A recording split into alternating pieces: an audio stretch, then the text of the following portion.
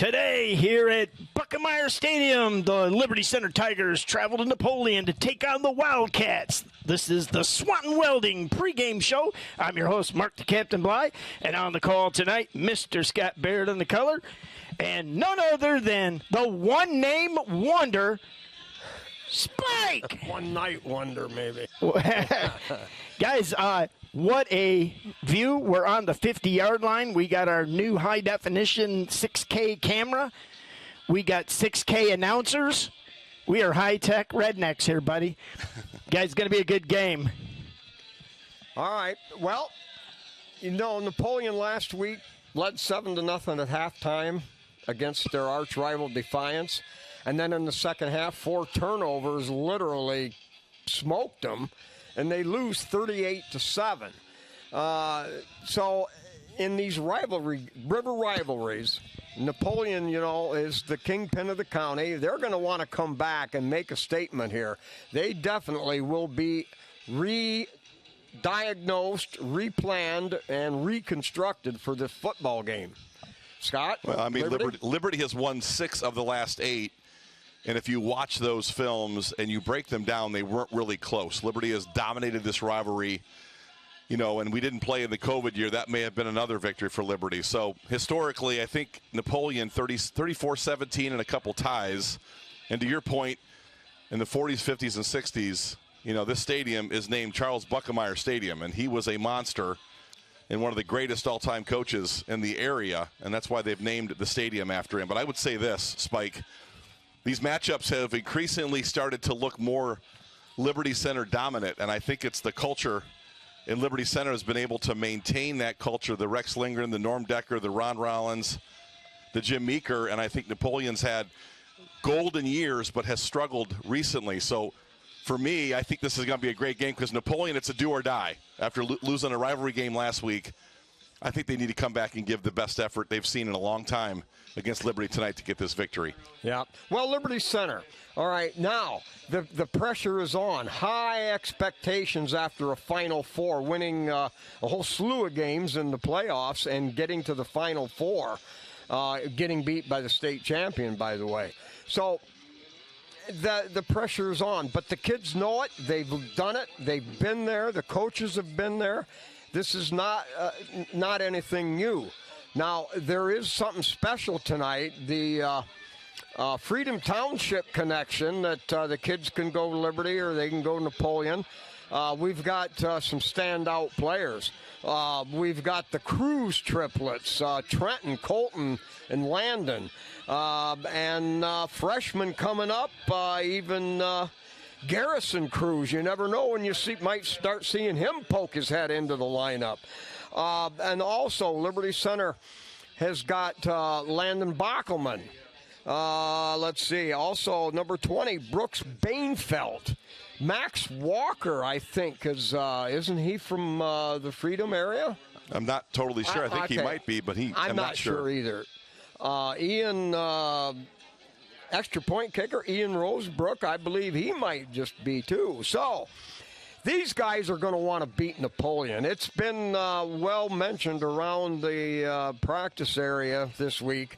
This was a game that, above all else, this game they want. You know, you want every game, but this has special meaning for them. So this could be good. You talk about the Cruz triplets, but tonight I think you're going to see maybe the biggest, fastest, strongest of the Cruzes, Garrison Cruz, freshman. I think he makes his debut tonight on special teams minimally, and you might see him on defense. He is an extraordinary athlete at 6'2", approaching 200 pounds. He may be our fastest player, and you know, with that kind of size, he's an excellent running back. He's a high-impact defensive player.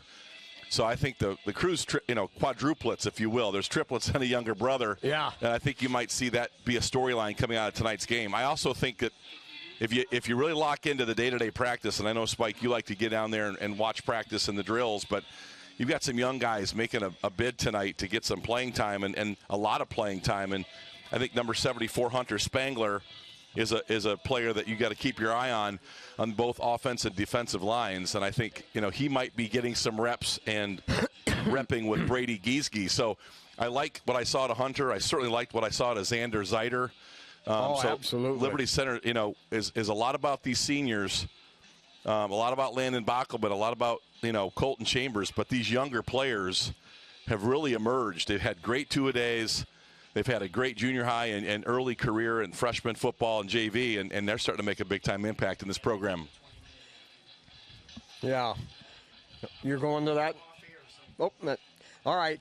Some of these other names that you may not know real well. Max Walker, we've mentioned a lot. Punter and good special teams player. But Clayton Seal, the center, he has been doing a phenomenal job, especially this week in practice. He has been spot on all day. Noah Jensen, number 64, a diminutive guy, but this guy has got trunks for thighs. This guy is powerful. Wait a minute. I'm on air now. What is diminutive? Diminutive. Like Diminutive? me. Yeah, short like me. Okay. I'm like, wait a minute. There's a lot of names here. We've got, let's see. Looking down through the Ryan, we already mentioned. Spike, last week Tyler Roars. Tyler Roars. I think Stephen Brogan last week, 5'11", 200-pound junior, had an outstanding game on the offensive line. You mentioned Clayton Seal. So we had some interviews this week, and I think they'll be very interesting for our fans. We got a chance to spend some time, of course, with Casey. We'll run his interview, and I got head coach Tyler Swery, second-year coach out of Napoleon, talking about tonight's game. So a couple good interviews, Mark, and I think it gives our fan base a little bit of an idea of what to expect tonight. LC Tiger Sports Live welcomes in Coach Casey Moeller. Week 2, Coach Moeller. The clock is ticking. It just seems to go faster and faster. We're talking about May and two-a-days and summer. You're in school. You've gotten through week 1, a big victory over Tenora, and you're into week 2 with the traditional rival in Napoleon. Maybe give us a little bit of an idea as we look back to Tenora. We all saw what we second half. Maybe a little rusty, aspiring in half 1. A little bit of an overview of what you saw. What was your assessment or takeaways from Tenora? Well, I definitely think the first half was a lot of a feeling out process. And I think about every week 1 I think I've ever coached in, it seems like the guys are running in sand. They just can't really get going up to full speed and things like that. And so it did take us, 2 quarters to kind of get our feet under.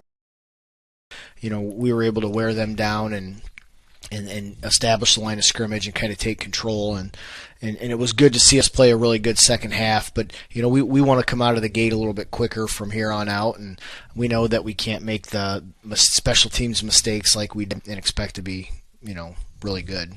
One of my big takeaways was Max Walker. I know we had some issues with snaps and did a few things that maybe you'd like to tighten up, and I'm sure you did this week, and you're continuing to work on that. But we've got quite a weapon in that kid, punting, kickoffs, and then, of course, you've got the Rosebrook kid kicking extra points and field goals. That is a strong special teams room for you. Yeah, and we came into the year, once we got into June, we had worked on some special teams in our spring camp, and we were really excited about both of our kickers. And I think, when you can kick down inside the 5, the potential to play field position really increases, and it takes a lot of stress off the defense to make a team go 80 yards. And we really feel confident whether it's Max or Ian kicking, whether it's place kick or extra point or whatever. I think we've got some good weapons, and we feel good about our coverage teams as well. Well, you certainly did a good job in coverage, and I loved the field position in the second half. That was a huge part of – it was almost demoralizing a little bit for Tenora. They had really played inspired football and hit some vertical routes down the field in their passing game. But that all changed, too. I know that there were – obviously, there's question marks when you graduate 2 all-league players at corner, and but there seemed to be some adjustments made, and I think the players just kind of, again, they just kind of got in the rhythm because the coverage looked much better in the second half, and you had inserted a few different guys. Combinations really worked, and you shut them down really in the passing game. Yeah, and, we were disappointed early. We gave up a couple pass plays and had a PI. You go back and look at the stats at the end of the game, they were 6 out of 22. It didn't seem like they were 6 out of 22. It seemed like they were like 20 out of 22 because of a couple of the plays. But, overall, we stepped up and played much better. And part of that was our pass rush. Yes. Got to the quarterback and made him uncomfortable and forced some early throws, and we got some interceptions and things like that. And talking to our fans, I think we had 2,000 live downloads to watch the game. We talked a little bit about that throughout the game, Mark and Spike and I. We did get home a little bit. The pressure started to land, and I think they got him off of his spot. The Graziani kid, who was, we had concerns about him. Mm-hmm. I think he was 5 for 10 at halftime. I think unofficially for like $138. Just completely disappeared in the second. They went vertical a lot. I was surprised they stayed with that. There was some intermediate opportunities that didn't take him. I think it just looked like he was unsettled with the pressure. Yeah, and maybe playing from behind, there's a little bit of pressure there too. Yeah. It made him uncomfortable, and but the first drive of the second half for us defensively, I think, was key because we got a 3-and-out, and then really, we got a score and then put the pressure on them that they had to score to get back in it, and it kind of made them one-dimensional, and we were able to take advantage of that. Well, good victory. Tenora is going to end up being a pretty good program before that's all said and done. On to Napoleon, a traditional rival that a lot of our generational fans really enjoy. Napoleon dominated this thing for, it seemed to, multiple generations. They just got after us in a much bigger school, but it's a rivalry we all enjoy in the community, and I know you do too. Your dad does, and we look at Napoleon. They had a tough loss last week against Defiance, a big-time rivalry that's recognized throughout the state. Napoleon played a really good first half against a pretty good Defiance team that might end up winning 8 or 9 games possibly. But the difference between how Napoleon really faded in the second half, turnovers and giving up some special teams play, they got rocked by Defiance. We're different. I would think that they're all chips in. They need to see a win here this week, or it could be a longer season for Napoleon. So an overview of Napoleon and what you saw against Defiance maybe. Well, I think with Napoleon, you're going to get a team that's going to be really big up front on offense and defense. They're going to look like a small college team size-wise up there. And then in the back end and the skill positions, they're very athletic. The Rubenstein kid is, I would guess, probably the best athlete we'll see all year, at least in the regular season. He's got great length, good strength, and just really athletic hand-eye coordination. And even in the preseason scrimmages, is able to make people miss. He's taken some short passes and turned them into 60-yarders. He did that against Defiance. Against a Defiance team who we thought their secondary tackled very well, and he was able to make big plays. So he's very concerning, their size. And then they're going to try to run the ball at us. And again, with that size, if they can lean on us, they're going to be able to plug away 3-4 yards at a time and move the sticks. So that's all, something we're going to have to overcome. And then defensively, they're going to have big guys up front, but they run to the ball really well. They're extremely athletic, and they're really going to. Their secondary kind of plays deep, make sure you can't get over the top of them. So, big plays are going to be tough to come by, especially in the pass game, because they're going to play off of us. But we're going to have to be patient and really take what they give us and really hopefully try to wear them down. And if we can do that, we'll give ourselves a chance. The second half of Tenora looked a lot like what most people that understand football a little bit, and even some novice fans who just know what kind of team we're going to be. Maybe not as dynamic as you were a year ago, but the opportunity to really physically, impose your will, and you did that against Tenora. Napoleon's a bit of an enigma when you watch them a little bit. I know you guys have been in deep study since Sunday. They're huge. I mean, that is a big football team. But it's more of an area blocking, pass blocking. They're not as physical as you would think, but maybe that's not the goal of their offensive line. But you're right, that is a humongous offensive line, and a little bit like Cary was a couple of years ago. But Cary was very physical, so it's a little bit different dynamic with that size. Will you be able to get home on some of those blitzes and some of those pieces to pressure? Because I think they want to throw it to their athlete, and they're going to get the ball to Trey Rubenstein all night long. Right. Well, that whether we can get there remains to be seen. hopefully, with their size, if we can be a little bit quicker than them, that could be an advantage for us if we can capitalize on that. Because we're not probably going to just bull rush 300-pound tackles and be able to get home. So we're going to have to be fundamentally sound, to use our hands well in the defensive line and kind of use our speed and quickness a little bit, and hopefully, we don't necessarily have to get sacks either. And I think as a coaching staff, we're kind of evolving into we got to get a sack. Now it's, you don't necessarily need a sack in pass defense. You need to make the quarterback uncomfortable, whether that's a hurry or a touch after he throws it, or just getting him off of his spot and throwing off timing. All of that can really help your DBs tremendously. And then obviously we have to pay special attention to the Rubenstein kid.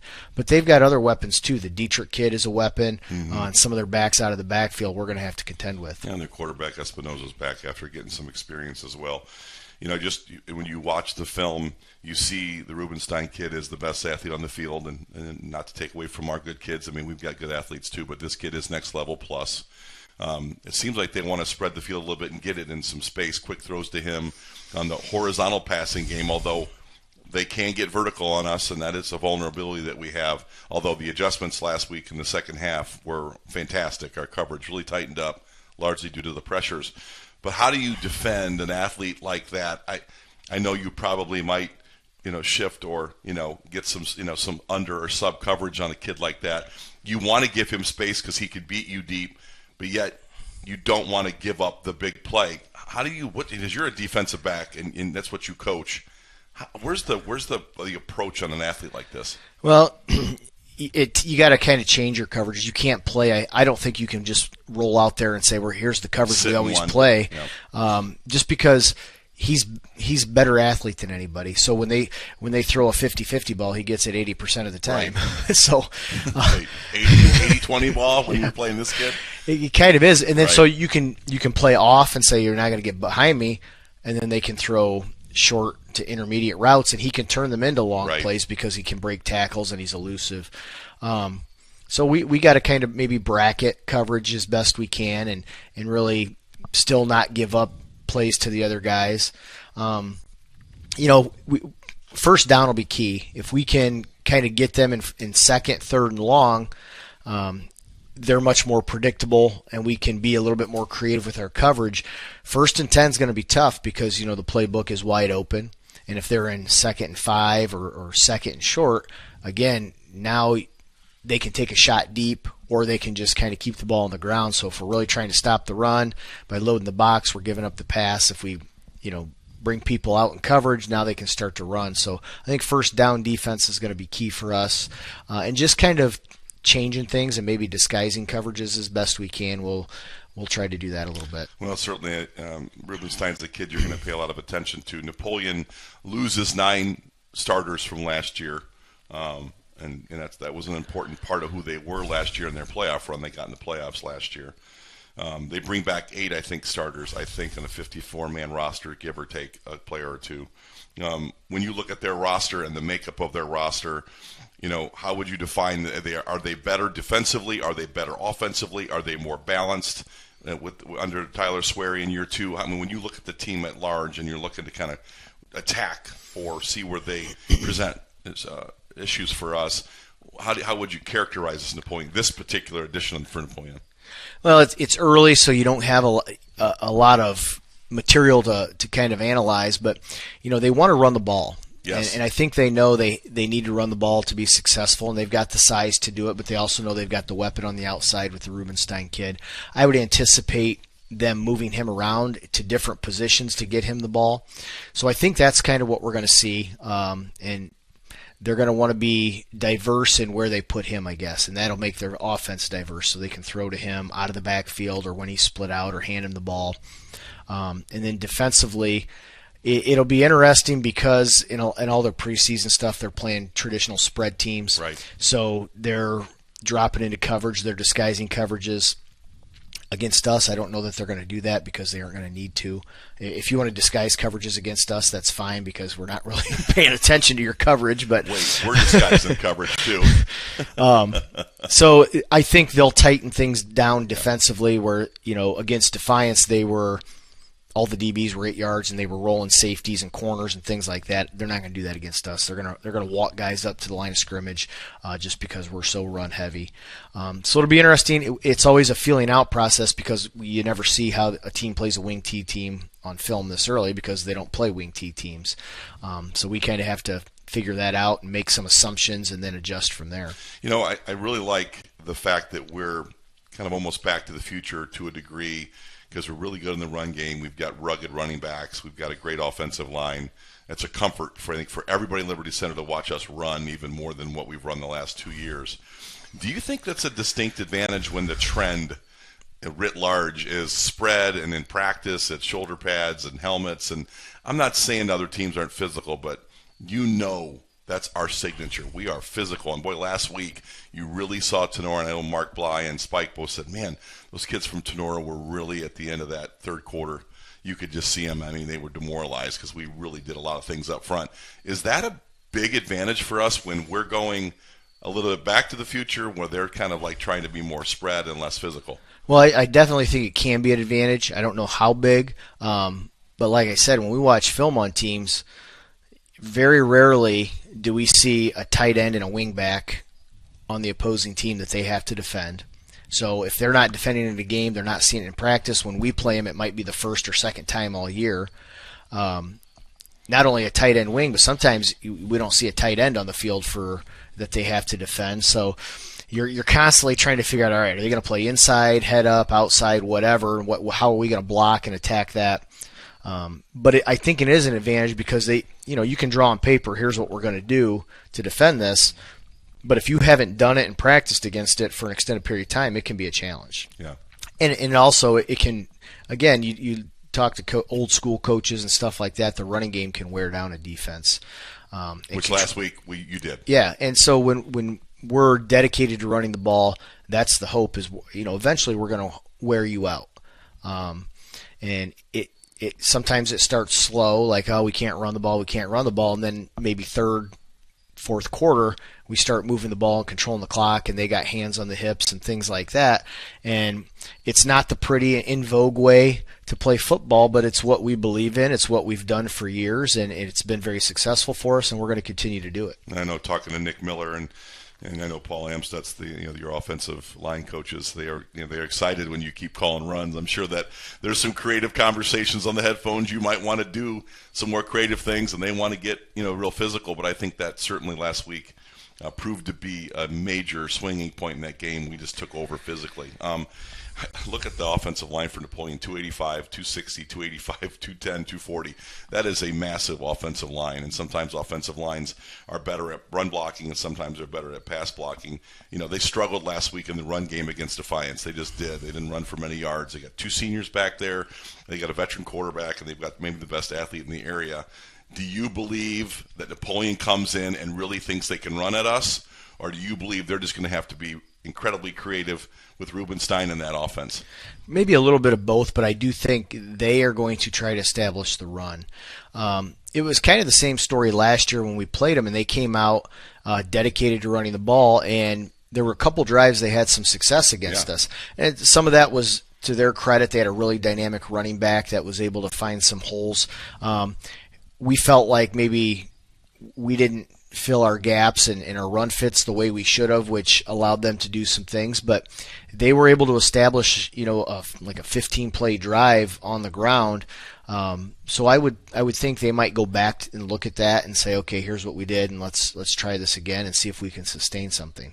Obviously, last week we were rusty in the defensive backfield, but you mentioned this earlier, that you had a kind of a combination of pressures, and you made some personnel adjustments throughout the game. And you talked a little bit about Grady Miller a little bit, and how you like some height and different things in your defensive backs, which I really thought that was pretty interesting, because he really had a nice ball game in the second half very quietly on defense. We think of Grady as our quarterback, but I think some of those different things you did, I think Colton had some good plays, and of course Cam Colley, really, I don't think defensive player of the game for us. I think he had a really nice second half of the second quarter through the second half. Talk about your defensive backs. Again, this is an area that you spent a lot of years in. You were a very good defensive back. From those early quarters and plays where we struggled and we really tightened it up a little bit, what do you think the key was there? Besides the pressures, What would you say about that? Well, I think getting our feet underneath of us a little bit. Like I said, it seems like you're running in quicksand sometimes early on. So just kind of getting our legs going was part of it. But adjusting to game speed, I think, is big as well. One kid, first play they had the ball, they hit a deep pass. That's a kid who's a state champ in track. Right. So he's a good athlete. He's 6'2", 6'3". So we made a switch to put Grady on him a little bit for size, because a little bit of length, I think, is harder to fit in a window when you're throwing the ball. And we're going to need that this week, too. We knew the Rubenstein kid is a legit 6'3", and still growing, it looks like. So, trotting out a 5'9" corner or 5'8" corner is not a real good matchup. So we wanted to get Grady some reps there, knowing that we're going to see some big receivers this year. We've got to be able to match a little bit of size. And so Grady embraced that and went out and just played solid. Wasn't anything flashy, but he also didn't give up big pass plays, and kind of eliminated that from them. And Cam Colley did a nice job. Cam, not a big corner, but he is quick, and can play good position. And so those guys did a nice job. And then Landon Cruz back there is kind of our quarterback of the secondary. He's got a lot of experience, and he's really good at getting guys in the right position. And we're going to need that, as 4 out of those 5 guys are new. Yep. So until they get the experience and they can do it themselves, having Landon back there as a security blanket's a big thing. You knew teams were going to attack us in the secondary, and they're just going to because of experience, and we would do the same thing. The other play that really stuck out to me as you go into this Napoleon game was Xander Zeider. I think that he got himself in some different types of shape in the offseason, made his body work for him more really quick, getting off blocks, and made some really nice plays early when we were struggling. Of course, you know what you got in Navarre and Bachman, and you've got Spangler evolving and some other players. But I thought Xander Zeider really had a nice ball game for you as well. Surprisingly for me, he's a good player, but he played better than good. He's really, really embracing his role. Yeah. And is really hungry. He wants to be on the field, and he was challenged a little bit and said, you want to play, here's what you got to do. And he went out and worked to do it, and has. Now, the other thing is, you mentioned Bachman. He opened some things up for Xander. Sure. If you go back and watch the film, on every pass play, Landon Bachman was triple teamed. 2 or 3. A couple times he was quadruple teamed, which means we're going to have one-on-one matchups with our other D linemen. And so we need them to make plays, and I thought Xander did a really good job eliminating inside run stuff, getting pressure on the quarterback. Again, not necessarily sacks, but making the quarterback maybe move, get off his spot.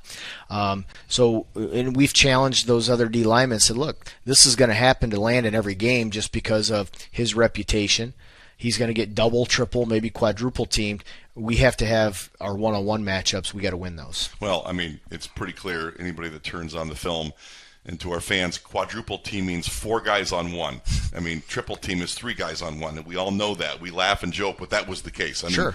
Where did Landon Bachman go? It took 3 and 4 guys to neutralize, because when he was double teamed, he created a lot of havoc. On the double teams, he won almost all those double teams. Sure. The other night. Here, what's amazing is his stats are probably not going to be eye-popping because of that, but he had a sack in the game. He had several quarterback pressures. He got hits on the quarterback, and he's, again, working through triple teams to get that. It's not like he got triple teamed and said, I can't get there. I'm just going to stand here. He was working his tail off, trying to get there, and did a great job of getting pressure and making the quarterback step up or get out of the pocket where other guys could run free to him. One of the plays I thought was just a tremendous effort. It was born out of some sloppy special teams play and snaps and different things we talked about. But the Landon Amstutz throw to Jackson Bartels. Now, I know that I watched you weren't celebrating. You're like, this is just slop. But I think to the average fan, that was an extraordinary effort by both young men. And that's a Landon Amstutz kid that you've talked about for a couple of years that just, if he could stay healthy, is a pretty dynamic thrower of the football. And watching someone like Jackson Bartels, who's paid his dues, really athletic play. Is that a little bit of a foreshadowing as to the quarterback position, how that may evolve? You've got Grady, you've got Landon, you've got a couple different guys. Talk about that play, what stuck out to you besides the negativity of the snap and the cleaning that up, and then what that might look like for our quarterback spot as you evolve offensively.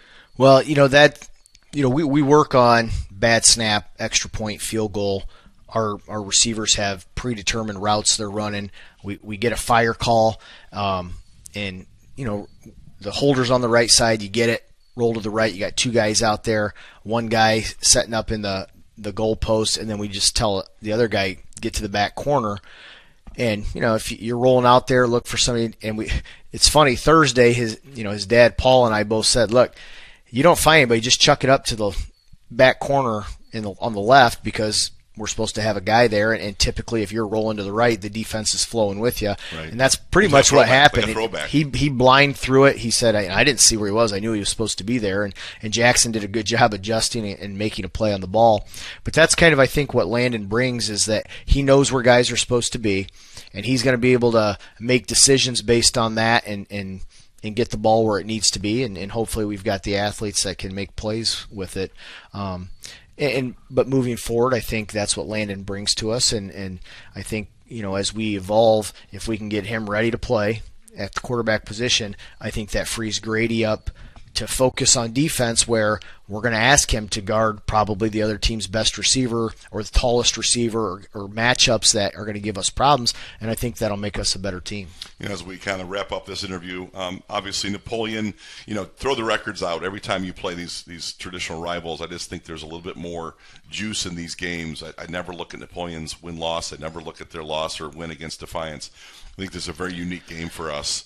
It's been since we've reinstituted this thing. I think 16 was our first game, maybe with Napoleon again, or was it? I think 14. Was it 14? Okay. We won, I think, 6 in a row. I believe that's the right position and where we stand with them. But at the end of the day, do you approach a game like this where it might be more emotional for the community? I know you're a little robotic and you're kind of a surgeon. The colors of the other team doesn't really, just what they present to you. You're kind of a scheme master, but does this mean something to you a little bit more personally, or is this just a game you've got to prepare for and win? Well, I think it's a little bit of both. We understand that it's a Henry County rival.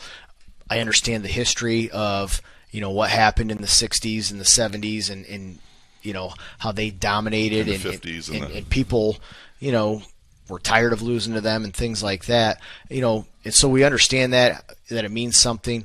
But really, our history doesn't determine our present. I kind of have that feeling that, what we did last year really has no bearing this year, other than we know they're going to be motivated to beat us. But we try to approach every game that you got to prepare to beat the best team there is.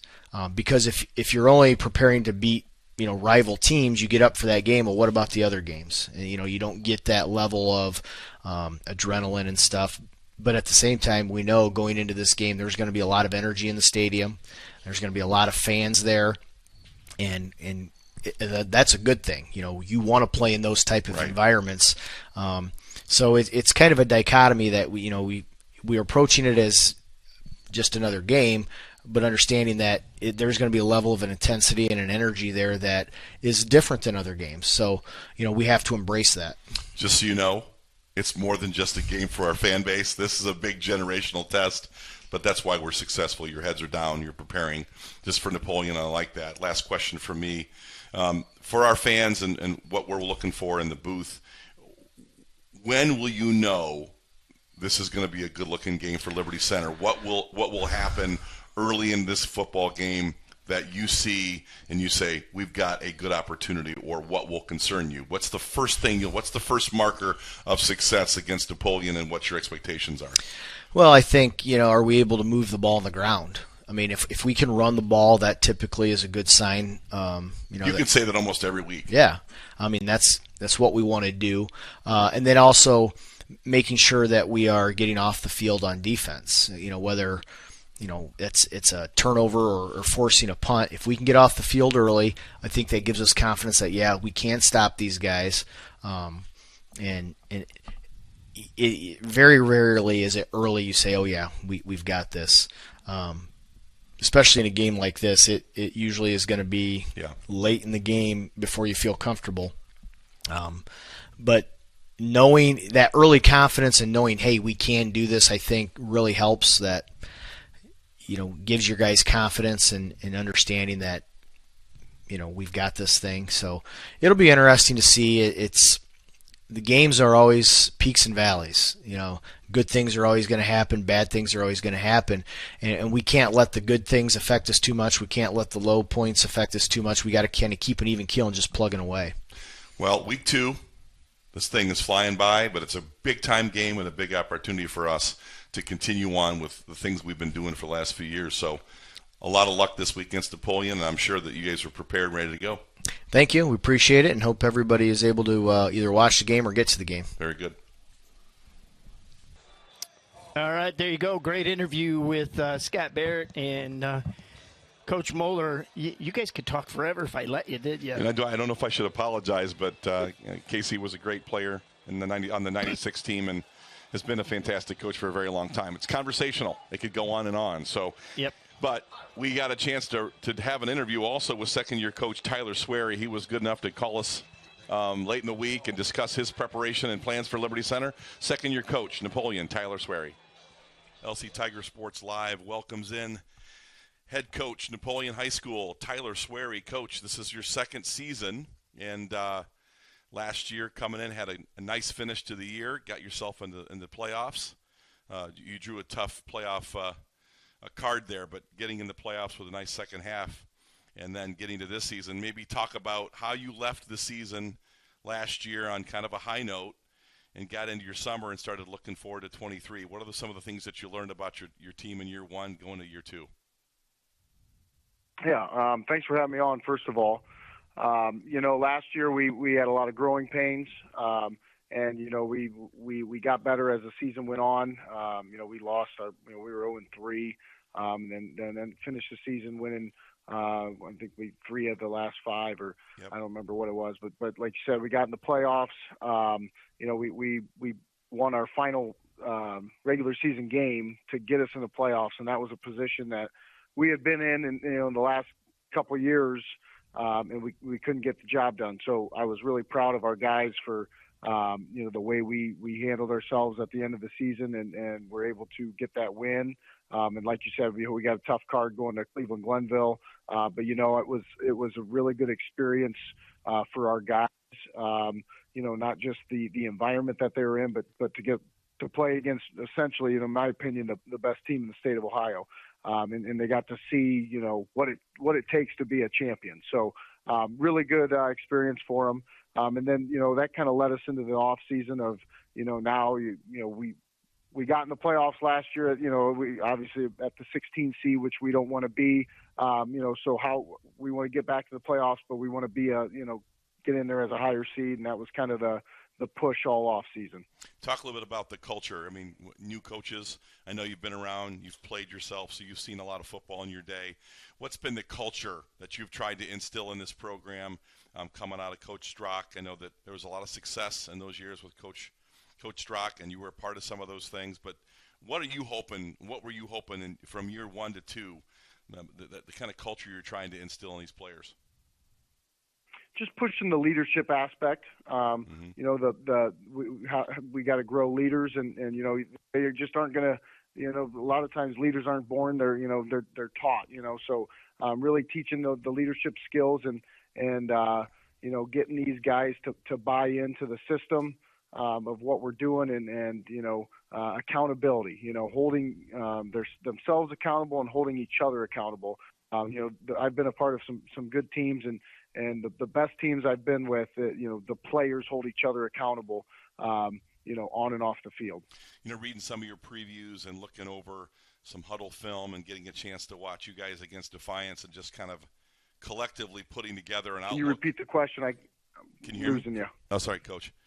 Just trying to get a feel for your 23 team coming off of a tough Defiance loss, but a really good first half. Maybe for our listeners and our viewers, define. I'm sorry, I can't hear you. Okay, I wonder if we're losing. We're losing you on this. Can you hear me now, Coach? I got you now. Yeah. Okay, maybe define for our viewers and listeners a little bit about the 23 team and some of the things you're expecting on offense and on defense. Maybe give a broad outlook on both sides of the ball for us. Yeah.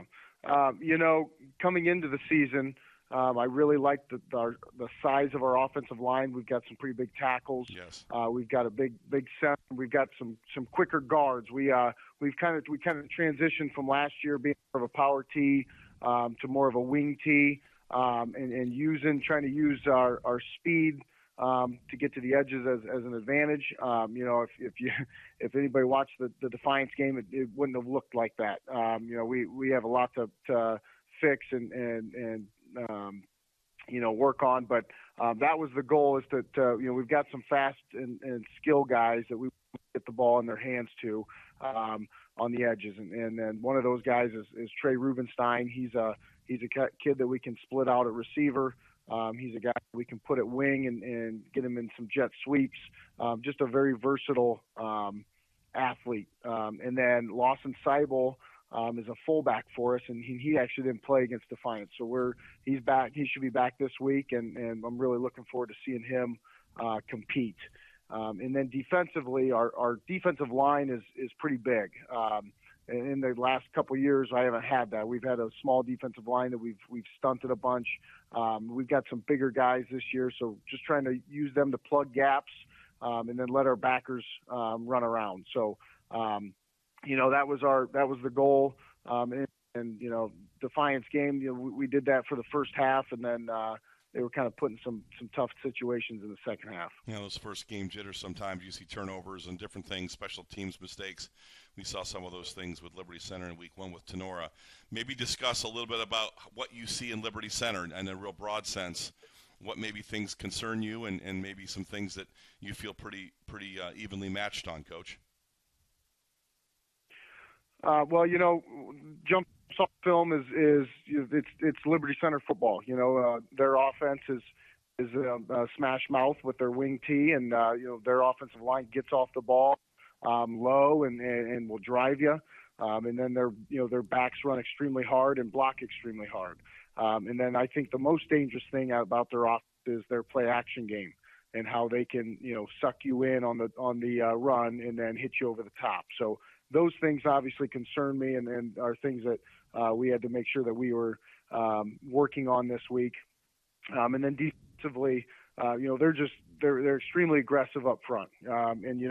So we have to make sure that we are we know exactly who we're blocking.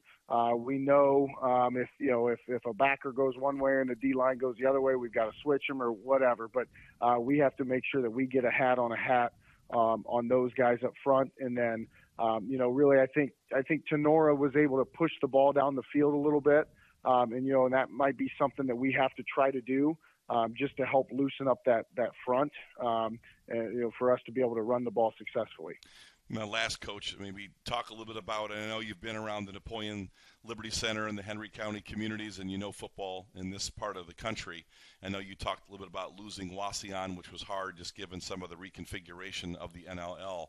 Maybe talk a little bit about what it means to play in a game like this. I know that you're a little bit bigger than we are, and I know all those things, but the fact is this is a rivalry that's generational, and I think everybody really looks forward to this. And I think the Napoleon people generationally like it. Our Liberty Center fans and people enjoy it. What's this kind of mean to you, and what's this kind of mean to your program and players? And we'll let you get going here, Coach. This obviously it'd be a better rivalry if we could get a win or two here in the last couple of years. So that's our goal is to make this a little better rivalry. I know our kids know their guys, and obviously I know. People that teach there and coach there. So, it's a great rivalry for our county. And it's those things where, this is, it's an extremely important game. Not only is it a rivalry, it's an extremely important game for really both of us, to get a W. So, our goal is obviously, to take it to them. I think, if you ask anybody, they're probably going to tell you that the toughest team in Henry County is Liberty Center, and so our goal is to make sure that we're talked about when that is brought up. So that's kind of what we want our program getting back into in terms of the toughness category. So. for us, when Liberty Center is really good, that's good for us because it makes us have to prepare, and our guys have to come out ready to go. Well, I know our fan base, and I know your fan base looks forward to this game, and I know Defiance is a big game, and you've had you got some big games early in the season, Coach. We wish you a lot of luck. We very much appreciate you joining us, and we're looking forward to Friday as much as you are. Hey, thanks, guys, for having me on. Take care, Coach. All right, we're back here at Buckemeyer Stadium at the Swanton Welding pregame show. Scott, the coaches always have these unique perspectives. They give you enough to kind of tell you what they're thinking, but not enough to really give their hand away. And one of the things, we think we ought to tell them is we never play these until game time. So it didn't like the other coach is going to get to hear it. So. We always talked about it last year that the coaches want to do media. They want to have conversations, promote their programs and their kids. But, coaches just are excellent at navigating game plans and not giving too much away. So both Coach Swery and Coach Moeller did a great job of kind of giving you the architecture of the game without giving away a lot of the things they want to do specifically. I will say, though, both coaches have things up their sleeve. Oh, absolutely. And I think, Coach Swery he said something that kind of stuck in my head during the interview. I always work the board and engineer those things. And, he said he's got to make this a rivalry again. Liberty Center's won 6 in a row. He didn't necessarily think it's a rivalry when you lose 6 in a row. So he's really got the kids focused on, hey, if you want to make this a rivalry and you want to play with the big boys, tonight's really where you got to show it. I think when you look at this game and you think one school's Division IV and one school's Division V, and what does Napoleon have to gain by playing a smaller school? Well, for these communities and the grandparents and parents, aunts and uncles, all the former players, alumni, this game is virtually everything in the early part of the season. All the chips to the center of the table. And I think Coach Swery is basically saying, hey, we got beaten the River Rock rivalry game for the 3rd year in a row. We've lost 6 straight to Liberty. The buck stops here in Buckemeyer Stadium tonight. Yep. And, they played a great first half. They did. And turnovers just killed them. And, in Liberty Center at Tenora, I'm going to call it a sloppy game. I think the coach would call it that. I think he did call it that. And, Liberty tightened up in the second half. Napoleon went the other way in the second half, so I think both teams have something to prove here. Well, certainly mistakes and turnovers, special teams errors, I think, cost Napoleon last week. And Defiance was right on edge, ready to take it, and they did. They just buried Napoleon in the second half. Liberty played a sloppy first half, Spike, and I think you would agree. 2 things that I thought really came to the fore last week. The coaching staff, phenomenal adjustments. There was no yelling and screaming. There was no inspirational talk at halftime. It was chalkboard. It was assignment football. Get focused and get a little bit more, I think, at your work. I think they came into that. Wasn't quite sure of the speed. Game 1 a week earlier, but they really went to work. And I think, secondly, some personnel shifts that I think the staff made, I think really helped. Our depth was outstanding last week. Right. They had one key change in the secondary. And other than that, you hit it on the head when it wasn't so much physical adjustments, mental adjustments that the coaches passed on to the players to say, hey, look, this is the real deal. This is a 1-game season. Every week is a 1-game season. And it was some of the notes I made. Minute details. One thing they didn't like was we didn't hold our blocks long enough at the offensive line and the running backs. A 4-yard gain should have been 8 yards. Those sort of things. We didn't hold the blocks long enough. Tenora reacted. The angles, footwork, and then they said angles again. Some of the pass routes weren't sharp. That's why they weren't getting connected, some of them. And just the mentality of knowing when to fill a hole, knowing when to trust your teammate. You've got to trust your teammate you have to fill lanes, in other words. So it was a lot of the stuff that you're going to see first game and, one less scrimmage these years now. And so excuse me. Yeah, that's what you're going to find, those early on mistakes. But the guys reacted very favorably. They came through like champions in the second half and played some darn good, tight, solid football. And we thought our defensive backfield needed to tighten it up. And who ended up being our player, the defensive player of the game? Defensive back Cam Colley. So to your point, Spike, there was a lot of focus, and I think the kids played with some better energy, and ultimately the depth really won. I remember Mark last week talking about, look at Tenora, end of the third quarter, they were really gassed. You know, we leaned on them in the running game. You know, our offensive line started to take control. Casey's play calling was right on point and really started to dominate. To this week, this Napoleon team is dangerous. They're wounded. They played a great first half, so you know what they're capable of doing last week, but made a lot of mistakes.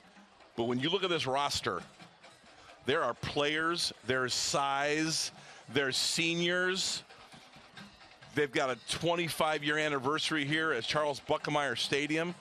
They're playing a county rival, which they don't want to lose to, which they have a historical record of 34-17, I think, in 4 ties, which you were a part of many of those contests as a fan, as a former player, certainly as a junior high and little football player. Did they have leather helmets back then? There was some leather helmets being played. I know that my father-in-law, Dan Chambers, had a single bar. Yeah. In an era they had no bars, but he had a broken tooth, and they had to protect that Minor Kirshner, and that was 1957. So this rivalry matters to people like Dan Chambers, who's 83 years old. Yeah. Roger Carpenter talked about it. Stop me in the street this week talking about Napoleon. So you know our fan base, Spike. You know it better than anybody.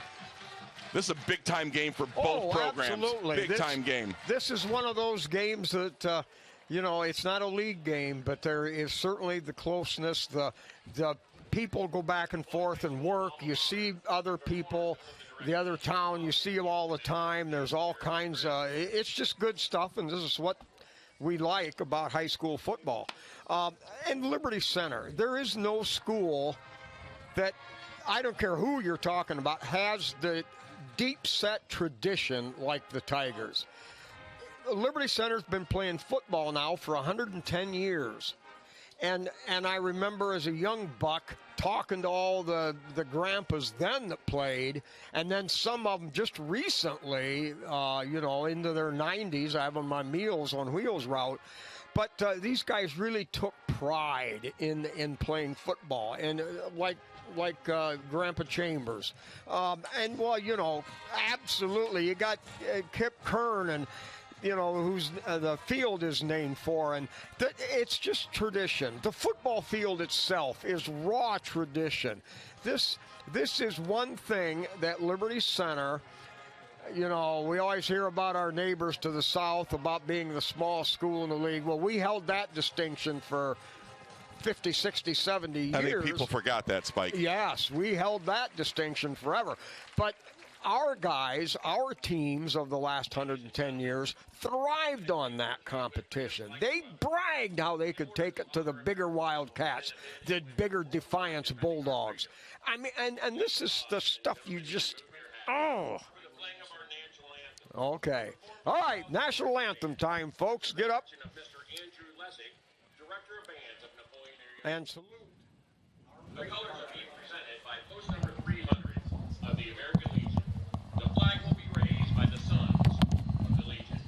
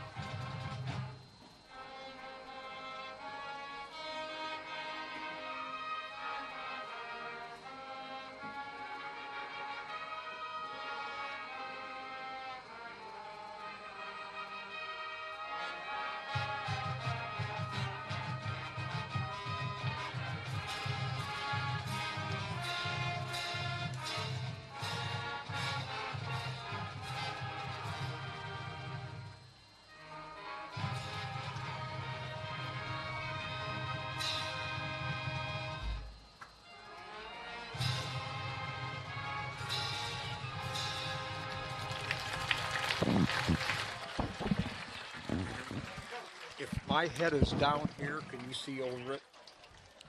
Spike, I want to make sure that our fan base was prepared for tonight's game, and there's a few players on this Napoleon roster that I think people need to get focused on, and I think it's going to be an important part of this football game. And I think Napoleon's offense really basically is built around number 3, Trey Rubenstein. I would argue the best athlete in Northwest Ohio.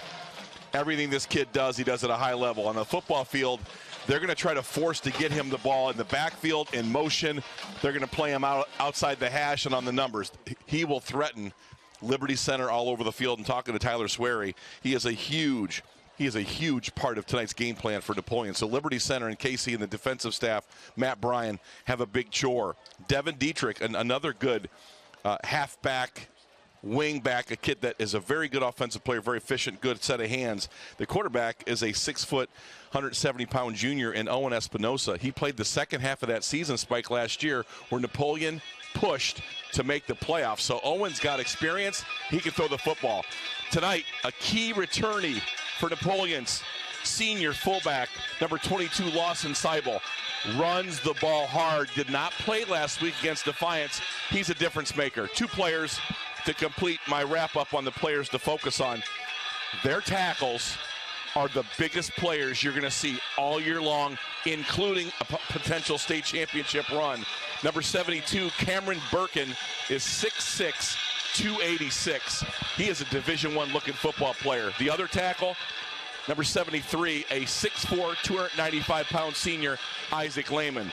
Cameron Birkin, Isaac Lehman are road graders and are huge for Napoleon to get started in that run game early in the football game. Right. Well, certainly that's going to be a challenge. As for the Liberty Center side of it, in practice this week, the Tigers were using the I formation. And that's something you don't see very often, but with Napoleon likes to play defense over our split halfback. They like to stack against that side. So Liberty wants to show them some different formations just to keep them in a guessing game. Landon Amstutz is going to get the start tonight at quarterback. He's been nursing off-season injuries and looked pretty good to me in warm-ups, in practice. Looks like he's pretty good. All right, we're going to get underway here. Once again, we want to thank Swanton Welding for sponsoring our pregame show. And you can get a hold of them for custom fabrication and metal work. I'll tell you what, if you can draw it on a napkin, they can build it for you. So Norm Senior used to tell me, we're not welders, we're artists. Those That's guys right. are big-time welders. They don't, it's Swanton Welding, but they're fabricators. Big time. And there's a big difference there. Big time. All right, Spike, it's time for kickoff, buddy. All right, good evening, football fans. Tonight, the Liberty Center Tigers have traveled west down the Maumee River and here into Napoleon to take on the Wildcats.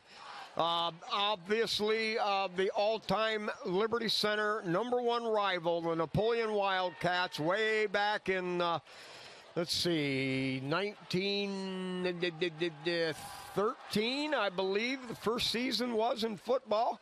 And that Napoleon has always been the #1 rival. Of course, since then, upstarts like Patrick Henry have jumped in and Archibald. But Napoleon is one of those classic rivals, and that will always remain huge. When we talked about generational rivalries, this one gets all the way to the root, or the core to the Liberty Center fan. Spike, you worked at Campbell's for many years.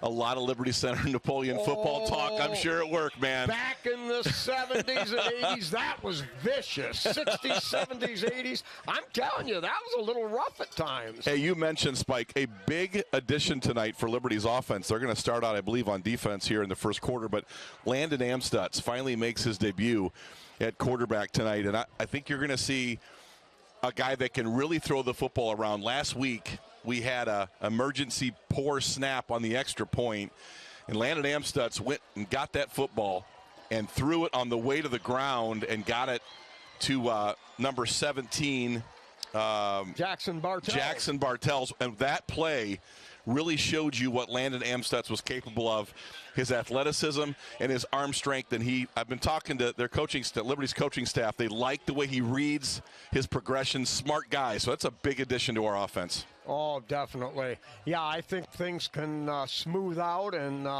let the jigsaw puzzle pieces just kind of gently keep flowing into place. All right, it's game number 2. Napoleon coming off that devastating second half loss to Defiance. Their sea blood and Liberty Center Tigers are hungry to make another championship type run. Here we go. Max Walker to kick off. High end over end. That's going to come down at the 6-yard line. Return straight ahead. Now cuts to the outside. Slowed down there. Hit brought down. Great tackle by Liberty Center number 7, Cam Colley, but excellent coverage. Last week, Liberty tightened up their coverage, and tonight starts off. Great kick, of course, by Max. Great coverage and tackle by Cam Colley, our defensive player of the game last week. Okay, defensive starters. Landon Bockelman at defensive nose tackle. The outside tackle, Seth Navarre, number 70. Xander Zeiter, number 33. Linebackers in the middle, Waylon Rentz.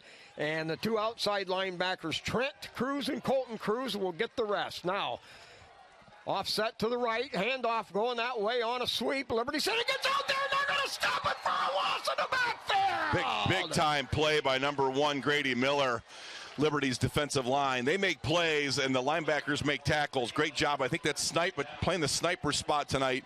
Grady with a great tackle. Got that helmet on the ball, got him to the ground for a tackle for loss. Great play by Grady. Okay, now the snipers are going to be, now here's where you get into a lot of combinations. Colton Chambers will be 1 sniper. Brooks Bainfelt, Max Weaver will be 2 others. Now, out of the gun, throws.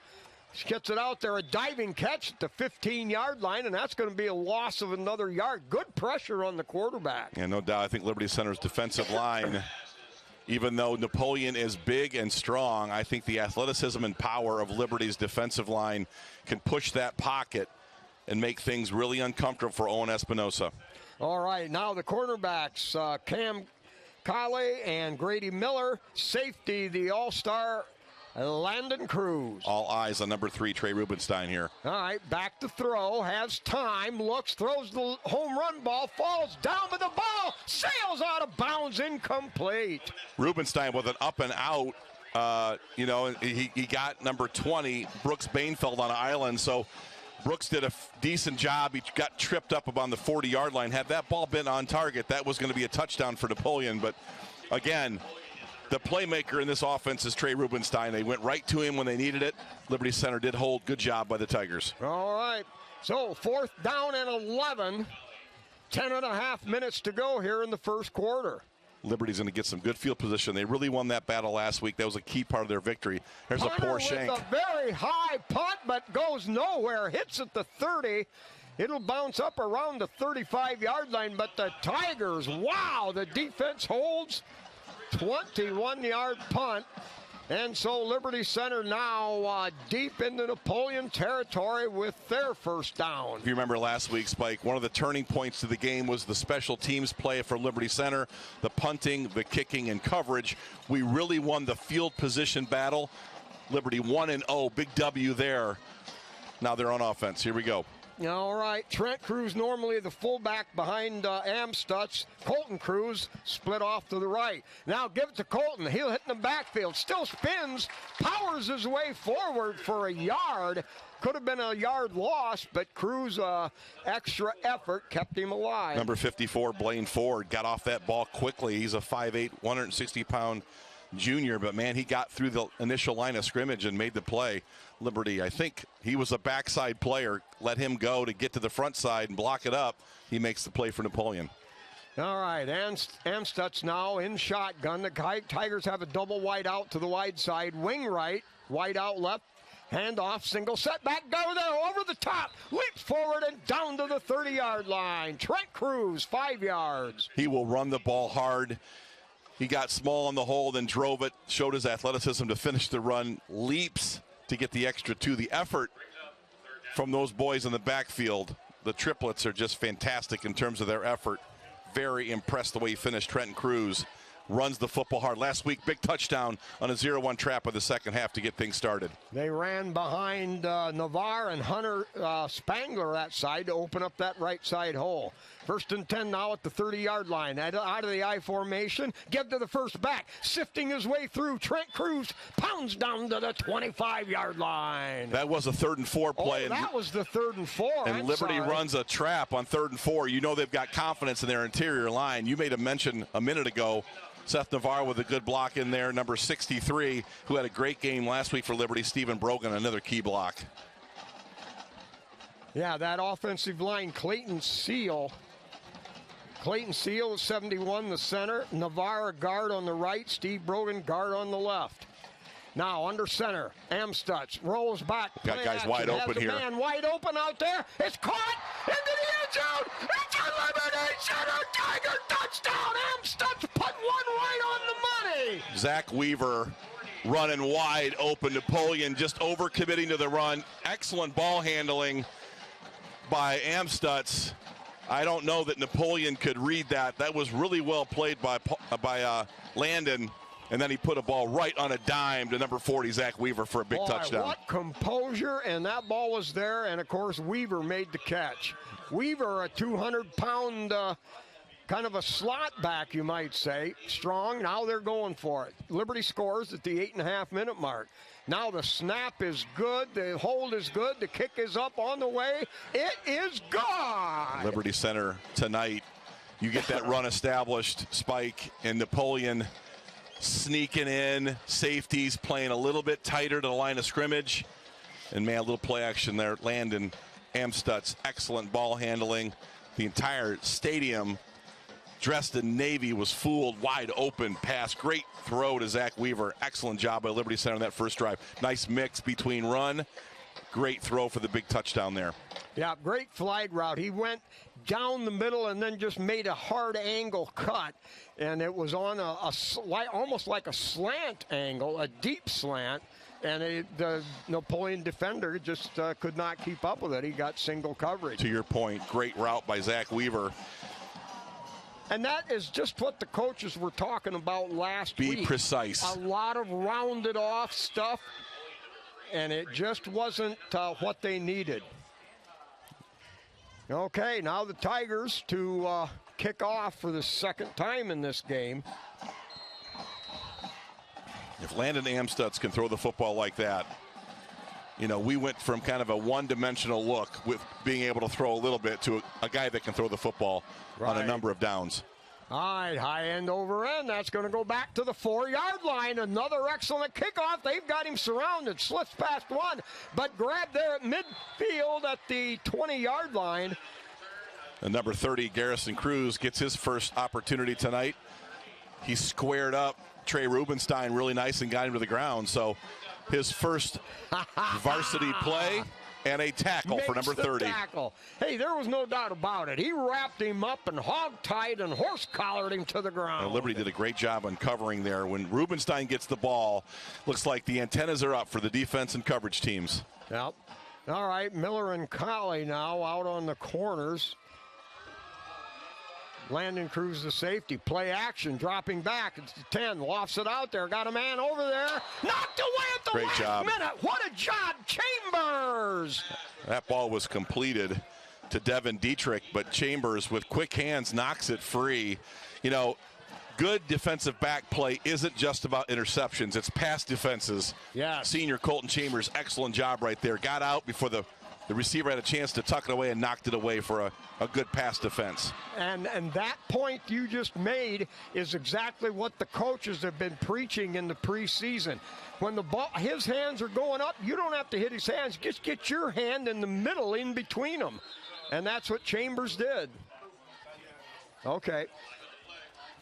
Now Napoleon starting to resort for a little counter action inside, but I think there was some illegal movement, maybe a false start. A lot of bodies there moving on that kind of a cross buck counter. Puts them at 2nd and 15 with 8:21 to go. I like this for Liberty's defense. 2nd and +10 Spike is exactly how you want to draw it up as a defensive coach. All right, Napoleon sends 3 receivers out to the wide side. Straight drop, 2-step drop, now has to roll out, hit from behind, Segorino! Seth Navarre ran him down like a dog. Wow, you're right. Owen Espinoza, I mean, give Owen a lot of credit. He was very patient. He was waiting for the routes to break, but Liberty's defensive backfield just showed color in front of his face, allowed no windows. That was a coverage sack. Excellent point. I like that. Coverage sack by Seth Navarre, but I love the way he closed on Espinoza. He came across the field to finish that sack. Now they're 3rd and 23. Watch for screen draw here. Zeider now is the nose tackle. Bachman moved outside. They like to switch it up. Give to the second back. Pounds his way forward for maybe 3 on the play on 3rd and 23. So Napoleon. Yep.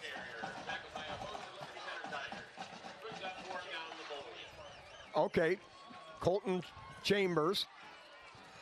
That was Lawson Seibel, the 5'10 fullback that didn't get in last week, the senior. He's a big part of their run game, but Liberty Center's defensive line just dominated that series. Here we go, more field position coming for Liberty. All right, punting out of his end zone. Now gets a better punt. Hits out at around the 40-yard line. Grabbed up in the air on a leap by Talent. Talent spins off a tackle. Battling forward, taking on 2 more. And pounds it up across the 40-yard line. That's Thomas Moeller. Oh, that was Moeller. Thomas Moeller, number 3, 5'11", 160-pound sophomore. I'll tell you, I've seen a lot of growth in Thomas Moeller. He sees the field, runs to daylight, uses his blockers. He plays like a senior. And he's only a sophomore. Yes, he looks like one of the Cruz boys. Well, he just looks like a football coach's son is what he looks like. All right, so Liberty Center starts on their own 41-yard line. Here's your I formation, Spike Whitman, right here. There it is, the I formation, double wide out to the side. Give to the second back off the right side. Running room for Colton Cruz. Cuts it to the left, out to the outside. Makes a guy down the sideline. Oh, my goodness. Move on a guy, and finally brought down at the 3-yard line. What a scintillating, what a powerful, what a twist job dance that move that was, and battled his way ahead for 57 yards. Yeah, give credit to the offensive line there. I mean, they all stayed with their blocks, but what some outstanding feet and great reading as the tacklers approached Colton. He just gave him a shoulder, gave him a hip, faked 2 guys out for a big gain. Great run, but better job by the offensive line. All right, 6 minutes to go. First down on the Napoleon 3. Give to the second back. Trent Cruz pounds off, cuts back up inside.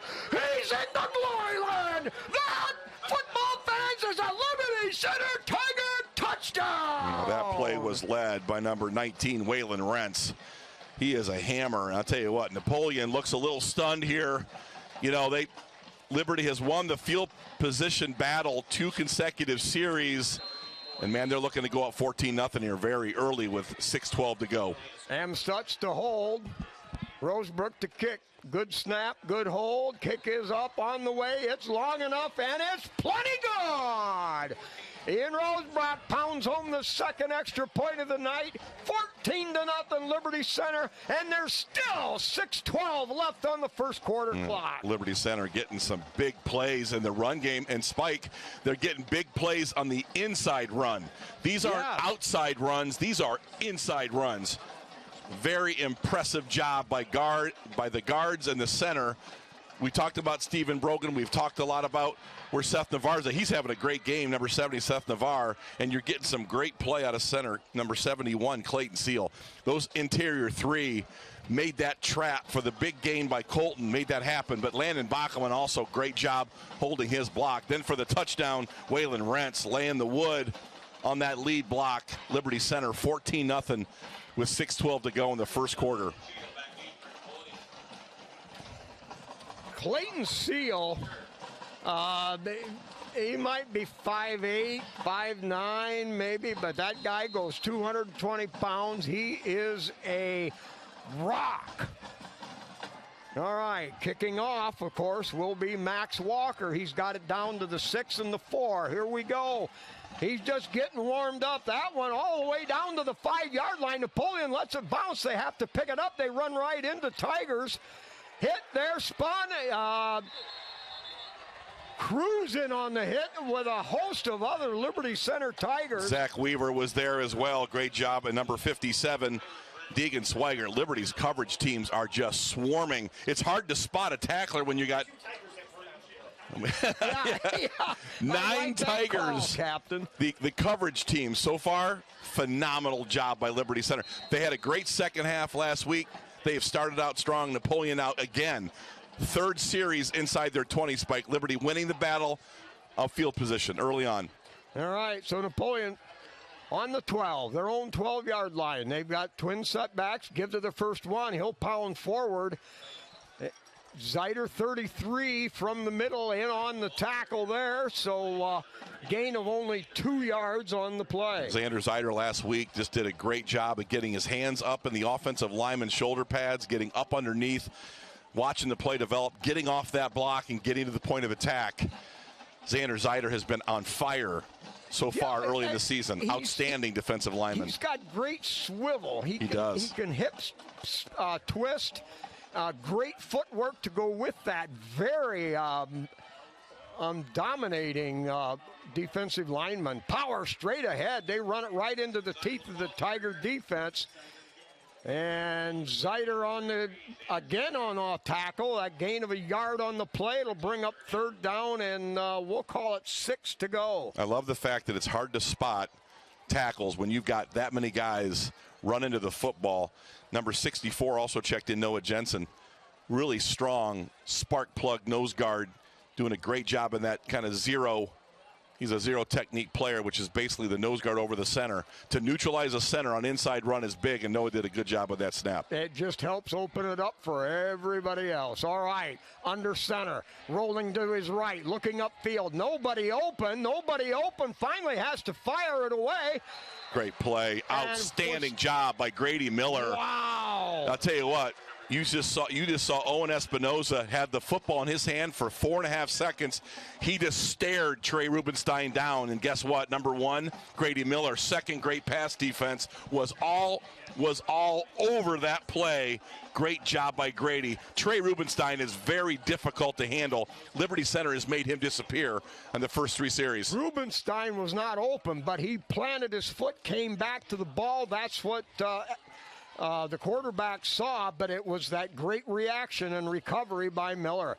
Almost blocked, short punt there, and it's going to bounce around the 50-yard line. Somebody got on the rush. That is Max Walker. That's the second consecutive play Max Walker's pressuring the punter. Again, here comes Liberty Center inside our 50. I mean, just optimal field position. Again, I want to go back and make sure people know when they saw Grady Miller cover man on man, just basically engulfed number 3, Trey Rubenstein. That's almost impossible, but the size and athleticism of Grady did a great job on Trey. All right, wing right. There's a reverse. A little reverse to Chambers. Chambers slips past one, tries to stay on his feet, kept his balance long enough to pick up 5 yards. Yeah, Colton was one jump cut away from cutting back against the grain, and that could have been a big gainer. That thing opened up really nice, but a good gain on first down, Liberty. Kind of a second cousin version of the old cross buck. A little wing reverse. Yes. All right, now the Tigers show 2 wideouts over here. Chambers wide out along with Landon Cruz. Back to throw over the middle. Caught! Great grab there. I think Brooks Bainfeld. Yep. Great hands. Bainfeld, tight end, hard over the middle. And Landon Amstutz with a lot of composure. Boom! Right in the numbers. You're getting a chance to see the intangibles, the composure, the poise. That ball was not a great snap. Landon puts his hand up, calms the ball, gets it in his throwing hand, and delivers a dart for a first down. Great job by Landon Amstutz. All right, Brady Giesecke in there at an offensive tackle. Colton Chambers goes in motion, takes the handoff, cuts inside the block, makes another move, still on his feet, still going, pushes past another one. What a fantastic run! He's into the end zone! Landon, Colton Cruz from 30 yards away, and the Tigers strike again! It's a Liberty Center Tiger touchdown! key block. Seth Navarre is having a fantastic first quarter. He led that touchdown play. And, you know, Napoleon kind of gave up on that a little bit. Colton got into a little bit of a mess, but he never stopped his feet. Kept that hand down on the ground. Ran through a couple arm tackles, and, man, you cannot tackle number 2, Colton Cruz, with your arms. Good hold, and, boy, that one hit all the way down to the track. Wow. Good extra point. 21-0, and I want to tell you, if you've just tuned in, this has been a total Tiger domination, both sides of the ball. Yeah, with 3:12 left to go in the first quarter, Liberty Center has scored on all 3 possessions. They have dominated special teams. The offensive line is pushing Napoleon all over the place, and Landon Amstutz has made a very, very nice impression early in this football game. Wow, I expected this one to be a little bit of a Donnybrook early, but Liberty Center came to play. This is a different first quarter team than we saw last week, Spike. That's for sure. I got to do this. Quick shout out to Grandma Jean Kern, longtime Tiger fan and listener. Roger Meyer, who's laid up in nursing home, and our greatest fan of them all, the GOAT fan, Kent Michael Spies. How are you, buddy? Spike, I'm on air, and Grandma Jean got a big 78-inch TV now to watch us, buddy. Boy, so good you better be deal. careful because she can see everything now. You can't make a mistake. Your grandson's having a great game on that defensive line, Gene. All right, now the Tigers getting set to kick off. Walker has laid 3 of them right down there around the 5-yard line. This guy is terrific. He's a weapon. Our special teams has been a real strength. Here's the kick. Boy, he got this one, all of it. There you go. And that's going to be 5 yards deep in the end zone. It just keeps getting better and better. Man, oh, man. I mean, just pouring it on right now. I'm watching the Napoleon players' body language, and I think they're a little bit in shell shock. I think they expected to be in this football game earlier, but this thing has gotten a little out of hand here in the first quarter with 3:12 to go. Napoleon needs to answer to stay in this football game because right now defensively they have no answer for Liberty's offense. All right, well, I'll get to the tackles from last week, and we'll show you how spread out that was. All right, so Napoleon comes out. Espinoza under center, man in motion to the wide side. They give it off the right side. He's not going anywhere. Throw for a loss in the backfield. That was the goose, Brady Giesge. Yep. Talking to Nick Miller earlier in the week, he said Brady Giesge had the best week of practice he's had in 2 years. Very, very motivated. A lot of competition on that offensive and defensive line, Spike. Yes. The goose there, big-time hit to stop that play. Well, loss of about 3 on the play, so it'll be 2nd and 13 from Napoleon. They're back at their 17-yard line, excuse me. All right, Tigers show 3-man front, 5 more men up in the box. Now sweep right, looking to get outside. Has a little bit of running room, breaks a tackle, and it'll be a gain of about 15 yards on the play, and the Wildcats turn their first big play of the night. There's your toss sweep to number 22, Lawson Seibel. He runs hard, and Napoleon did a really good job on the front side. Had all the Liberty defenders covered, and you give that senior a crack, and he'll take it up the field for 15. Great run by Lawson Seibel, but better blocking by Napoleon's wide receivers and offensive line. All right, so the Wildcats come to the line of scrimmage, ball at their own 31, out of the gun, throws underneath, caught out there at the 30, and he'll amble his way up across and out close to the 35-yard line, but we've got a flag on the play. Oh. Well, when you're going to throw those bubble screens, it's really difficult to stay on top of blocking a wide receiver. Oh, it's going to be a illegal motion against Napoleon, but I would just say when you're throwing bubble screens, holdings and procedure penalties abound. It's very difficult to stay in front of defenders when you've got bubble screens, and he's coming back across the grain. Defenders are reacting, and those offensive blockers aren't seeing that reaction, so they have a tendency to hold, but that one had an illegal motion there to set Napoleon back, 1st and 15 with 1:53 here in the first quarter. 21-0, Liberty Center playing near perfect football. Out of the gun, handoff off the right side. That's not going to go very far. Maybe back to the line of scrimmage. Landon Bockelman was there as well. Look at the bottom of that pile. Navarre being called as the Bockelman and Navarre. And a bunch of linebackers. I mean, I think the defensive line, as I talked about before, Rex Slinger would say the defensive line is to make the play. Linebackers are to make tackles, but just excellent job by Liberty Center in the box. Those three down linemen, those three linebackers have been near perfect tonight.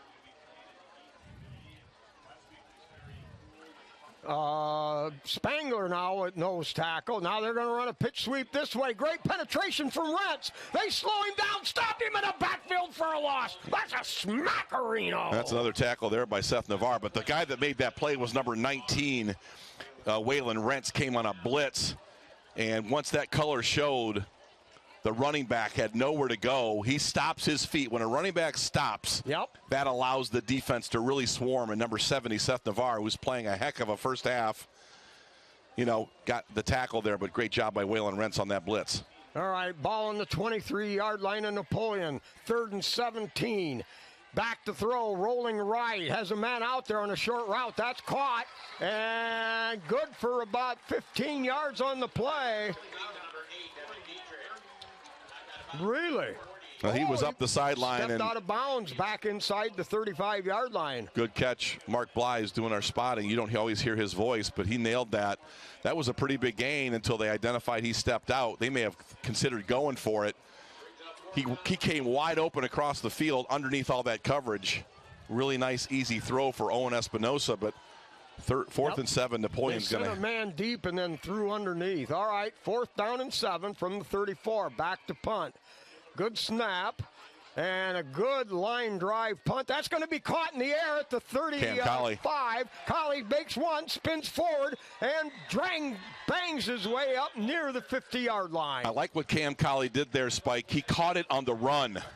He caught it on the run, and I think that extra speed and explosiveness he got by the first two Napoleon tacklers. Excellent job by Cam Colley. Advanced the ball almost to the 50-yard line. Yep. Excellent. About a 9-yard punt return. That's always good when you can get 5 yards or more.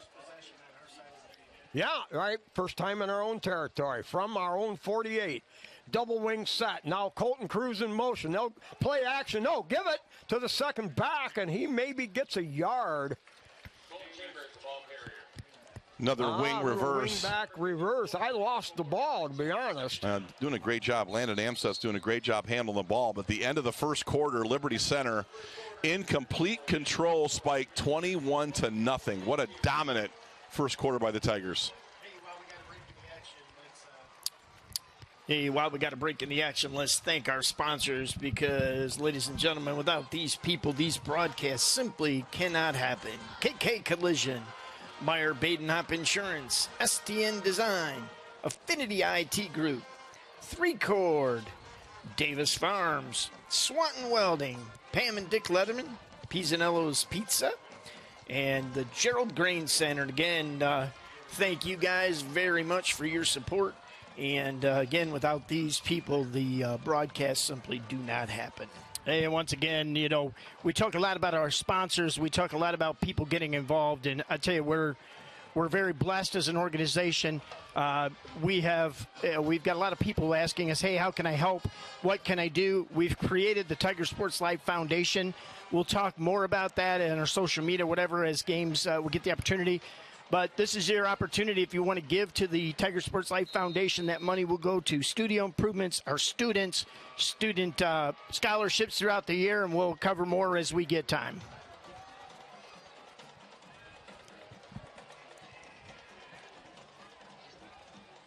Straight handoff, straight dive to Colton Cruz for big yards. Excellent play coming out of the quarter. Basically one dive by number 2 Colton Cruz for big yards. Liberty Center really gashing Napoleon's interior defensive line, Spike. Tell you, Colton Cruz having a big night. 12-yard gain, so now Liberty Center with the ball at the 35-yard line of Napoleon. Man, Tigers send, I believe it is Cruz, and number 9, play action, back to throw. Has to scramble. Stutz throws, lobs high, nearly caught. Casey. Nearly picked, I should say. Casey will not like that decision. Good job, though, avoiding the pressure. Landon gets outside of the pocket, but throws it into coverage and really should have been picked off. But there were a couple guys and some intermediate routes that may have been open, but Landon, you know, has a lot of confidence in himself, a lot of confidence in his athletic ability and his arm, but I think he'd like to have that throw back. All right, we got a double wing set for Liberty Center. Single setback, now motion from the wing. Give straight up the middle. That's Trent Cruz. Trent Cruz pounds forward. Uh-oh. Now it looks like Liberty Center kept the ball. Trent Cruz off of a sweep motion gets the ball right off tackle. I don't think that handoff ever got to Trent Cruz cleanly, and that will be some things we'll want to watch, Spike, is Landon just getting back into action. Sometimes those handoffs, that timing can be a little off. That may have happened there. I don't think that ball got all the way into the stomach of Trent Cruz. There you go. All right, 3rd down and 2 for Liberty Center on the 28-yard line. Double wide out over here.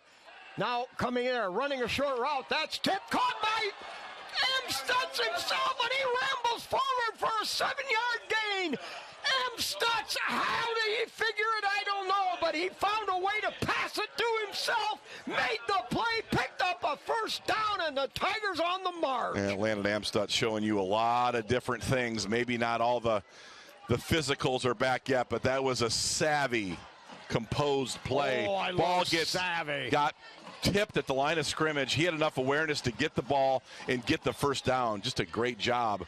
And timeout Napoleon, they're reeling. They thought they had an interception 2 plays ago, and it looked like they were going to turn them over there. But Aiden Talent on that near interception play ran a deeper route. He realized what was happening. Came back to the ball, made the play. Yeah, Landon Amstutz there. It takes a lot of gumption to get your ball tipped at the line of scrimmage, re-catch it, and then advance the ball 7+ yards. That was a phenomenal play. I think you do. He gets a completion. 12 throws to 12. Yeah. Yikes. You know what? And I really think he knew that was one of his possibilities. He knew that was coming. I'm back on air. I'll tell you what, that's going to be an interesting play. The other thing we saw in the JV game, talk about irregular plays, we saw a 0-yard punt hit a Liberty blocker on the ground on top of a Tenora Ram. Hit the Liberty, and Tenora got the ball back. So they got a 0-yard punt, and they got the ball back. Wow. So now we see a 12-12 pass for a 1st down. Well, if you remember last week, that phenomenal play on that bad snap extra point, and Landon Amstutz made a phenomenal play to Jackson Bartels. I mean, Landon is heady and very well equipped to see the field. Great job by Landon. All right, Chambers in motion, now sets up in the slot on the right. Now play action, they'll throw it out there underneath, pass to Talent. Great block. To 25, and dribbles his way, drags his way, and pounds down inside the 15-yard line. Landon Cruz on a great block for Aiden Talent.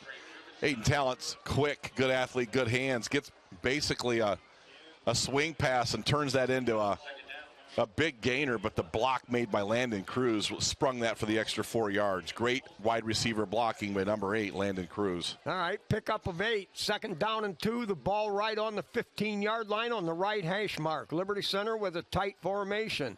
They show double wing package with 1 wide out. Now motion. They'll give it to the wing. Cut back up through. Now going. That's Rentz. Rentz pounds forward and down to the 10-yard line. That's a 1st down, pick up a 5, and Liberty Center now, I imagine it's going to be 1st and goal right on the 10-yard line. Great job by Whalen.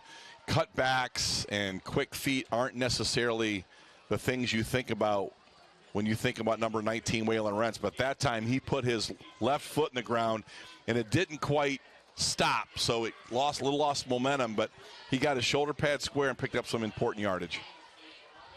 All right, number 40 now. Zach Weaver into the game. Tigers tight formation, gives straight up the middle. Trent Cruz pounds down to the 5-yard line. Nice little zero trap. And again, you keep talking about center and 2 guards. Phenomenal block by Stephen Brogan. We've got an injury, number 40, Zach Weaver.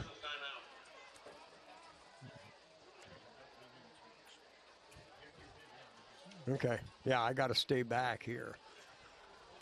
Liberty, every play they call, Spike, is generating positive yards.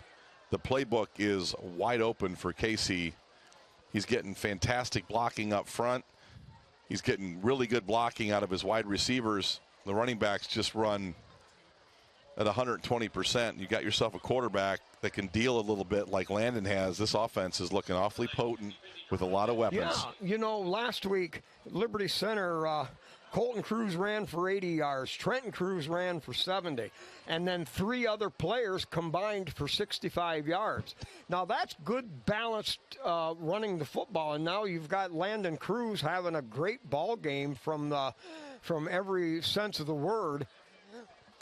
So that part of the offense as well. And Chambers, a great blocking back out of his wingback spot. He can run the ball on those wing reverses. And Liberty is just totally faceted. All right. Hey, while we got an injury timeout here, I want to finish our conversation about the Tiger Sports Life Foundation.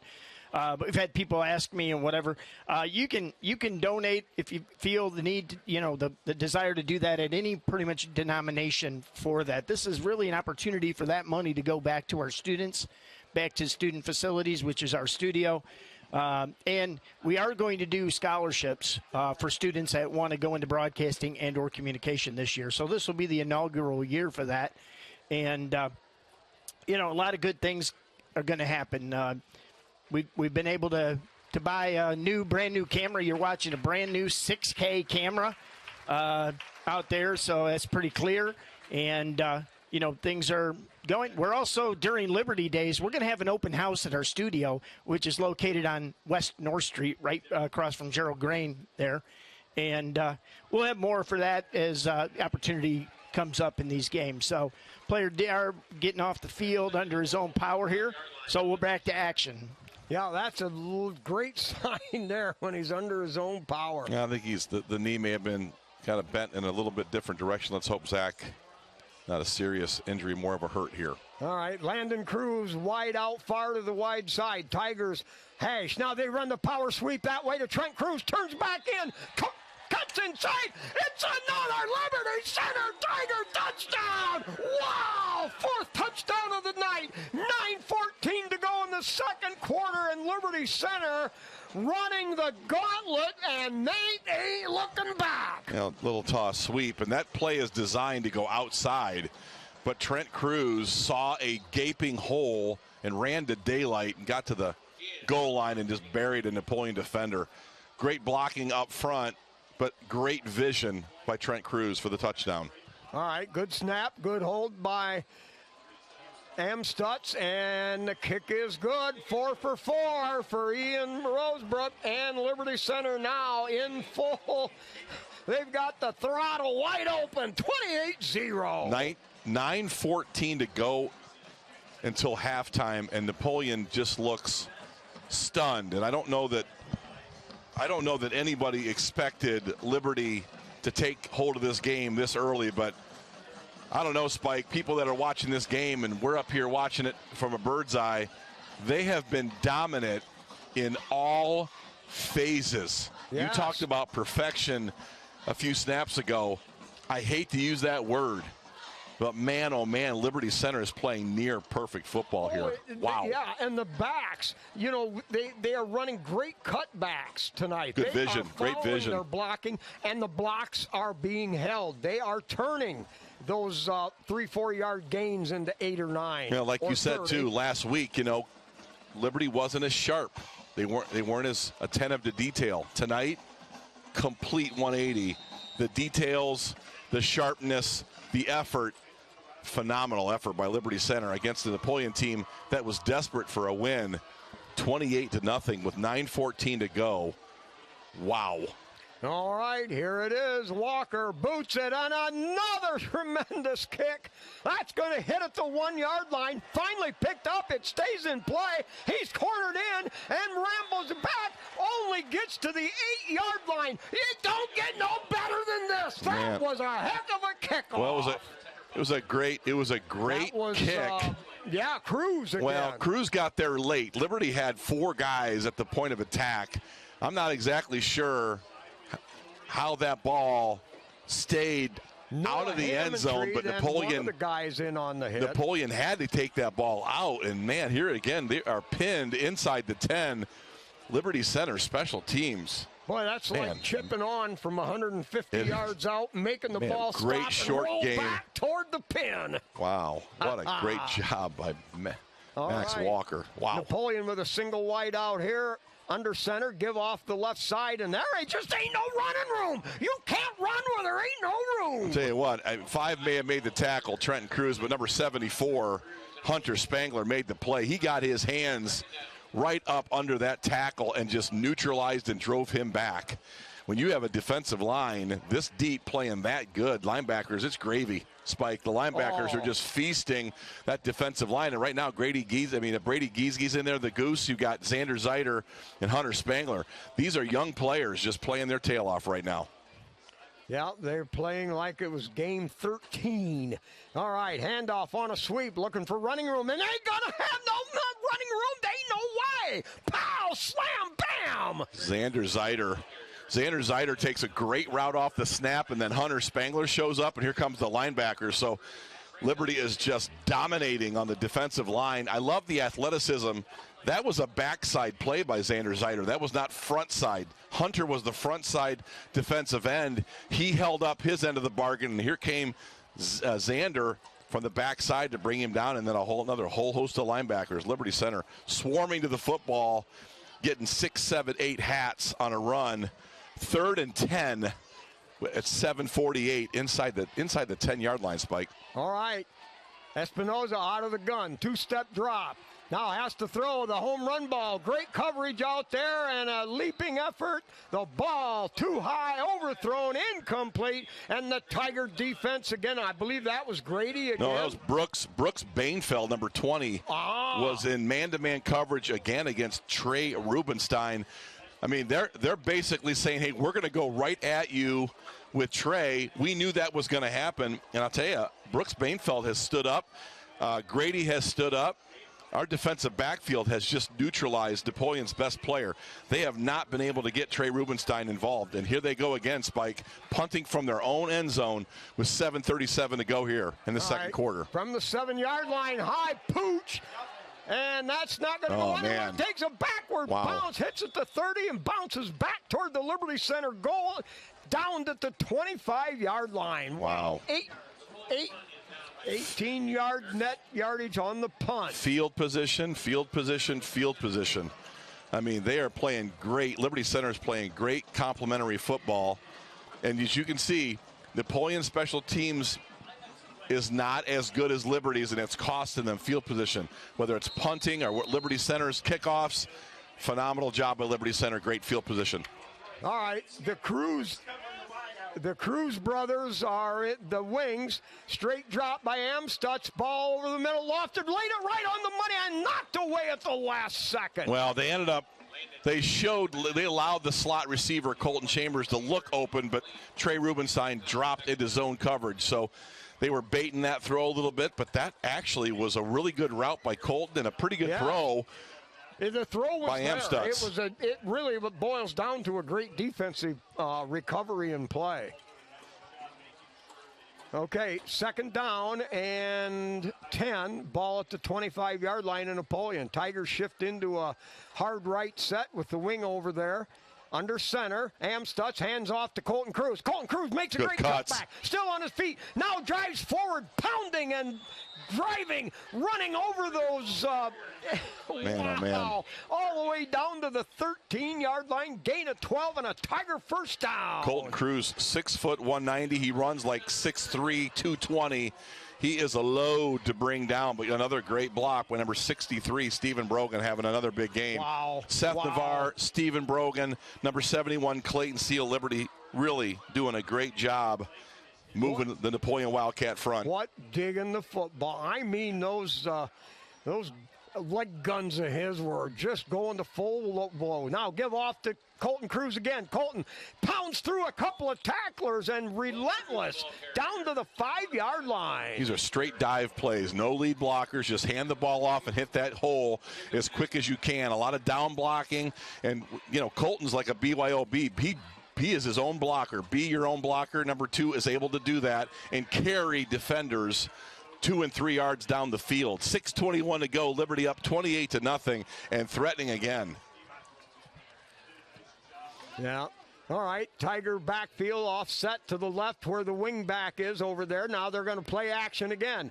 Amstutz now looks, has to scramble, turns it up. He'll get back to the 5-yard line. Realized right away he had nobody open, did the next best thing. What I would say is this, though. Landon Amstutz has battled injuries his entire career, and he has taken some pretty big hits tonight in this first half. Throw the ball away. Okay. He gives our offense a dimension that we haven't really had this year or in the preseason. We do not need that guy getting injured again. Throw it away and live to play another day. All right, 3rd down and 3 for Liberty Center. The ball out at the 6-yard line to Napoleon.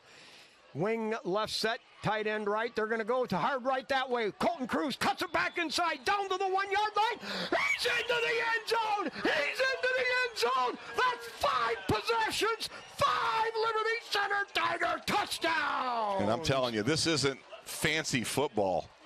This is just smash, mouth, in your face, snap after snap. And again, number 63, Stephen Brogan, leading that play. But Mark said it earlier, Landon Amstutz having a big game, just pounding away at people. Liberty's offensive, Landon Bockelman, pounding away at people and dominating that front. Boy, another terrific kick. You could hear the click like when that driver hits the ball and hits it 300 yards. That was the click. 5:24 left here in the first half. Liberty Center 35, Napoleon 0. Hey, I'm going to jump in here. Let's talk a little bit about our schedule. We've got volleyball coming up Monday as the Raiders. Wayne Trace comes. The Raiders. Come to town, and that'll be a 5:30 JV start. And then check our site for the next week's schedule. I do want to mention, if you're out there listening, there is going to be no JV game with Napoleon tomorrow at the stadium. The JV team will be traveling to Oak Harbor to take on the Rockets? Oak Harbor Comets. Don't know. I believe that Genoa Comets. They're the Rockets. They're the Rockets. The Oak Rockets. Harbor. Yep. Hey, Oak Harbor Rockets. See, I knew what I was talking about. So, but check our website, lctigersportslive.com, for schedule updates. We got a busy week coming up. What a great start to this football game. 35-0. Liberty Center just completely decimating Napoleon. No answers for the defensive side of the football for Napoleon. They're going to have to regroup here at halftime. 5:24 remaining, and here comes Max Walker again. He's fun to watch, man. Here he goes. Walker's a weapon, and he sends it flying again. And that's going to hit right at the goal line and right on through. Another phenomenal kickoff. And we aren't talking acceptable to the 10-yard line or even really good down to the 5. We're talking now the first 3 were around the 5, and now the second 3 all in the end zone. Max Walker, I think he was, I believe, our player of the game last week. But yes, man, oh man, it's rare to have a punter kickoff specialist be this much of a weapon spike, but man, he has been fabulous. All right, now Napoleon cutting out the jams now. They got a double wide out to either side, single setback. Throw underneath on a little down out route and hit right away. Ooh. May have a face mask here on a tackle. Let's see what he calls. I didn't see anything vicious about it. Nope, could be a 5-yarder. I'm going to give a personal foul. Okay, face mask. Face mask, yeah. Well, you know, the defensive backs converged, 3 of them. They wanted to drive Rubenstein out of bounds, and I think maybe that hand got caught underneath a tackler and raked across the face mask. Wow. Boy, oh boy, the 15-yard walk-off, and that pushes the ball for Napoleon all the way out to the 40-yard line. That might be their best play of the night. Best field position, best play of the night. Napoleon needs something to go into the locker room because, man, oh man, Liberty has just been phenomenal here in the first half. All right, out of the gun, straight drop. Launches it out there, and it's going to be overthrown down there at the 45, over there by the Tiger sideline on the 45. Really well covered by the secondary. Devin Dietrich on his fingertips, but Liberty was all over that. There wasn't going to be a lot of room to run. Liberty's secondary just playing fantastic right now, given Napoleon and given their quarterback, Owen Espinoza, not a lot of room, not a lot of windows to throw in, Spike. All right. Tiger show blitz. Here it comes from the right side. Now has to scramble out of there. Throws underneath. That's caught up at the 45-yard line. Pick up a 5 yards on 2nd and 10. That's a good job by Owen Espinoza. Scramble a little bit. Good arm strength. Very good athletic. Second quarter. You know, Spike, Owen Espinoza is a nice-looking athlete for Napoleon at quarterback, and he did a nice job of evading the rush and kind of sidearmed the ball for 5 yards. That's a pretty athletic play by their quarterback. Okay. Ball's at their own 45. 3rd and 5 for the Wildcats. Double wide out to either side. 2-step drop. Throws underneath, and a diving effort comes up short. And that pass will go incomplete. 4th down and 5 for Napoleon. They got to go for it here, don't they, Spike? Oh, they're gonna... I think you about got to. Well, you've got to instill. You've got to try to rebuild some. Well, they're close enough to the 50. You need to be very aware. The punter is Owen Espinoza, their quarterback. You know, Liberty special teams have got to be very well aware here that Napoleon's getting desperate. They might fake it here. Middle of the field wide open here for Napoleon. Tigers have 2 deep return men at the 25. That's a great punt there. And that ball is going to come all the way down to the 10-yard line. Liberty's going to get away from it, and it'll roll dead at the Liberty center. Tiger 2-yard line. That's the first time Napoleon was able to flip the field and get Liberty pinned inside the 5. That was a great punt by Owen. He's had a rough night punting the football, but that one was big time. 53-yard punt, and obviously no return. So Liberty center from deep in their own territory. You might see the Wildcats kick it out now. They'll play big-time gamble on maybe getting a safety. They've got to try something. 4:04 left here in the second quarter. See if Liberty Center can break something here. Tigers with the standard set. Give to the first back, pounding through. Running room there. Zeider. Still on his feet up across the 10-yard line. That was power football. I mean, Liberty Center able to play some depth chart guys. Xander Zeider just whether that was a power yards. or whether that was a dive. I believe that was a dive. He just pounded his way out to the 12-yard line. Impressive run, but great job by Liberty's offensive line again. All right, Rentz in the backfield. Under center. He'll hand off, first back through, breaks the seam. Ball in there, still on his feet. That's Moeller, and he's all the way up across the 30-yard line. Another dive. Wow. Napoleon playing a 4-man front, playing like a 4-2-5, and Liberty is just destroying it. Napoleon may want to consider getting into an odd front or 5 guys with their hands down because this 4-man front is getting shredded. I don't know what Liberty Center's rushing stats look like, Spike. That was 20 yards, I believe. Moeller on the carry. Yes, big chunk yardage out of their running game.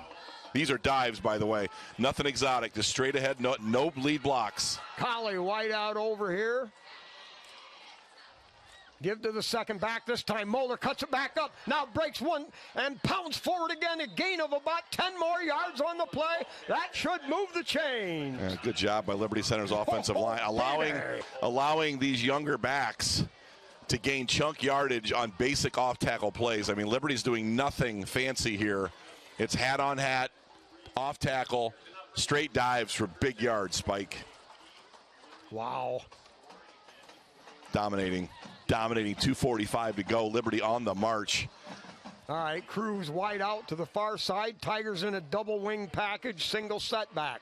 Now motion comes this way. They're going to give it to the second back. Weaves his way, pounds forward for about 3 right into the teeth of the defense. Napoleon closed that time. Xander did a good job, though.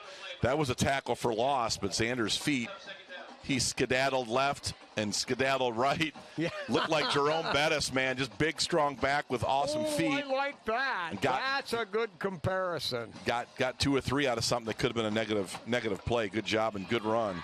I think Xander's lateral movement, be it only a half a step or a step at a time, is phenomenal. All right, wing right set. 2 setbacks. Give to the first one. Powers forward. That's going to be maybe a yard, and that's it. Right up the gut.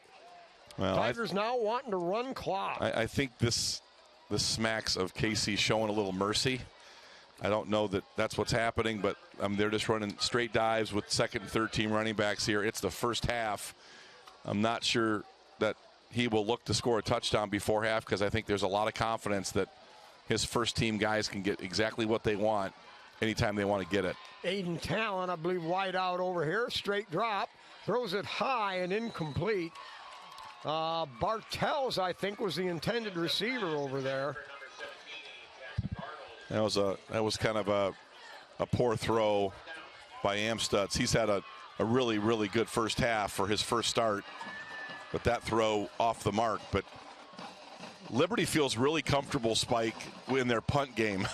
I mean, you're going to run out Max Walker, and you're going to feel really good about flipping the field and pinning Napoleon deep. Yeah. Oh, it's been about pinning him deep all night. Oh, there's a fake. There's a big fake for big yards. Now he's up at the 50, still on his He did not get there. Close. Napoleon ran it down. I don't know. No, he did not get it. But he may be a yard short. Walker. Hayden Gherkin ran that down. That play looked wide open for big yards, but number 10, Hayden Gherkin, saved the day. Really surprised to see that fake, but I think Liberty was just aiming to keep the ball, possession, and run clock because there's 1:14 left. Let's see if Napoleon can manufacture some points here late in the quarter. All right. They'll have a 1st and 10 at their own 49-yard line. 1:14. Of course, the clock stopped on the change of possession. Tigers with that first unit defense. Wide out to the far side, man in the slot. They'll throw underneath, caught back there behind the line of scrimmage, looks for a little hole. May have a little. Dips his head. Little Xander Zeider may have taken liberties against the quarterback. Could be a personal foul, roughing the passer against Xander Zeider. So he probably got there late, yeah, I would assume. I think when you're fighting as hard as our defensive line's fighting and you finally get home, you want to finish. And that may be. I'm not so sure that I'm going to get too excited about that as well as Xander Zeider's been playing. Now, this gives Napoleon a real opportunity with 1:06 to go here in the second quarter. I think this gives them a real opportunity to get some points on the board. They need something, Spike, to take into halftime. Hey, right. Quick update. Defiance at half, 16-6 over Wapak. Ooh. Defiance might be the real deal. All right, out of the gun, straight drop. Here comes pressure, and I call it anyway. That's a sack, Areno. He threw that to an offensive lineman. I think that's an offensive lineman. That's going to be an illegal play. Yeah, I mean. Yep. I know he got rid of it, but he was in the grass. Was it Rents that came? I don't know who finished the play, but that was illegal touching with number 61, and they're going to bring that back 10 yards. On the hit, on the quarterback, I believe. Well, the referees will sort this baby out. We're seeing things tonight we've never seen before. Well, Napoleon is just desperate to get some positive yardage. So desperate they're willing to throw it to number 61, Mason Troush. Legal touching, no question about that. We'll back this thing up 10 yards.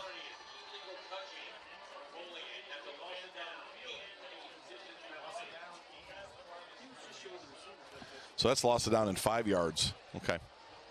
All right, so now the end result, Napoleon has a second and about 18 at the Liberty Center 39-yard line. Clock running at 35 seconds. Napoleon with 2 timeouts, but they don't seem concerned to use them. Here's the matchup. Trey Rubenstein going up against Grady. Yeah, this Miller. Here we go. Top of your screen. Here. What do they got to lose? Back to throw. Looks, throws it underneath. Caught out there at the 35-yard line. Brought down out there by Trent Cruz at the 30. That'll stop the clock. Pickup of about 8 on the play. Napoleon. Devin Dietrich running a quick slant drag looking pattern underneath all the coverage. Liberty, a lot of attention being paid to Trey Rubenstein. That's opened up some opportunities for Devin, but Napoleon needs points and chunk plays. They need explosive plays, and Liberty's defense has really contained Napoleon and all their weapons. It's been a phenomenal first half at 35-0. From a defensive standpoint, when you've got a big lead, so you're willing to give up the 5 and 7 yard dink and dunk stuff. As you said earlier, let that clock run. Napoleon does have a decent field goal kicker. I just feel like Napoleon has got to get something on the board. A 0 is just not where you want to be at half, 35-0. Hey guys, a couple other quick NWAL scores. PH over Wayne Trace 28-6. Now they're the real deal. Archibald leads St. Henry 13-0 in the second. And Delta over Fairview at the half 10-8. Oh. PH and Archibald, watch them out. All right, trip receivers looking over to that side. Now throws over the middle, caught at the 20-yard line. Hit right away, brought down inside the 20. That'll be a Napoleon first down. Nice looking throw to Devin Dietrich. That was a great job by Owen Espinoza. With 10 seconds to go, I think, does that leave Napoleon with 0 timeouts left? So they may want to consider kicking this to get some points. We'll see. That was a man's tackle. Landon Cruz nailed him, stopped him right there inside the 20. But that was body to body. Wrap him up, grab him, and slam him down. Those guys can tackle the football. And I like the fact Liberty's been really sure tacklers in that secondary. Yeah, another good point. You know, they're doing a good job of getting people to the ground, and they're not giving anything up outside the numbers. There's no big plays, no explosive plays. Last week, we gave up a number of big plays in that first half. This week, arguably a better offensive team with better weapons, and Napoleon, they just has suffocated Napoleon. Hey, 2 other NWAL updates. Bryan leads Maumee 21-14 in the second quarter. Hicksville over Swanton 20-6 in the second quarter. Wow. Keep your eye on the Archibald Blue Streaks and Patrick Henry Patriots. They are playing impressive football like your Tigers here in the first 2 games. Okay, 10 seconds left. 1st and 10 at the Liberty 18. Out of the gun. 2 steps. Now looks, throws it, lofts it up there, man to man, and knocked away by Grady Miller at the last minute. Wow, had his back to the play, followed the hands, got to the ball with his receiver's hands on the ball. Somehow, Scott, he didn't catch it. That's 2 plays. Colton Chambers made one earlier. Almost a assured completion, but Liberty last second. That time it was Grady Miller. Excellent job knocking that ball away. Really good defensive back play tonight by the Tigers. Wow. Yeah, I got some other scores coming in on the highlight line. Ottawa Hills over Evergreen 21-7. Tenora leads Otsego 20-7 in the second quarter. 4 seconds to go. This might be the last snap. Pressure on. Again. The Cruz brothers, Colton and Trenton. Cruz, I believe, was both guys, Trenton and Colton, both guys got home. Wow, so the Tigers go off the field, stopping Napoleon from getting into the goal line area. And with a Sagarino to end the half, Liberty Center goes to the locker room 35-0. All right, we'll cover the bands here at halftime. We'll take our halftime break. We'll come back with stats. But enjoy the bands as they get ready to take the field.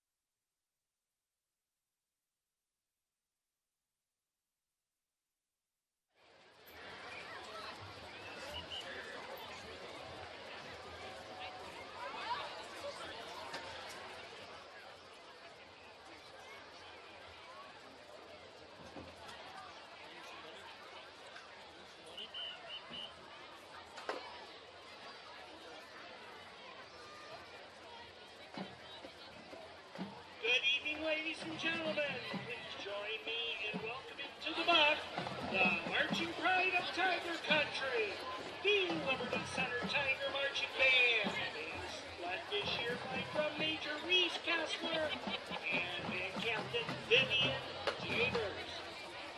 Tonight, the band is ready to set the tempo and volume up as they bring you their first show composed of 80s hits. Got some good ones for you. We start the night off with a little high-pitched action to one of the most popular one-hit wonders of the 80s. Saw it on American Bandstand many years ago. Get ready to jump into your comic books as we play Take On Me by Aha. Drum major, Reese Kessler. Is your band ready?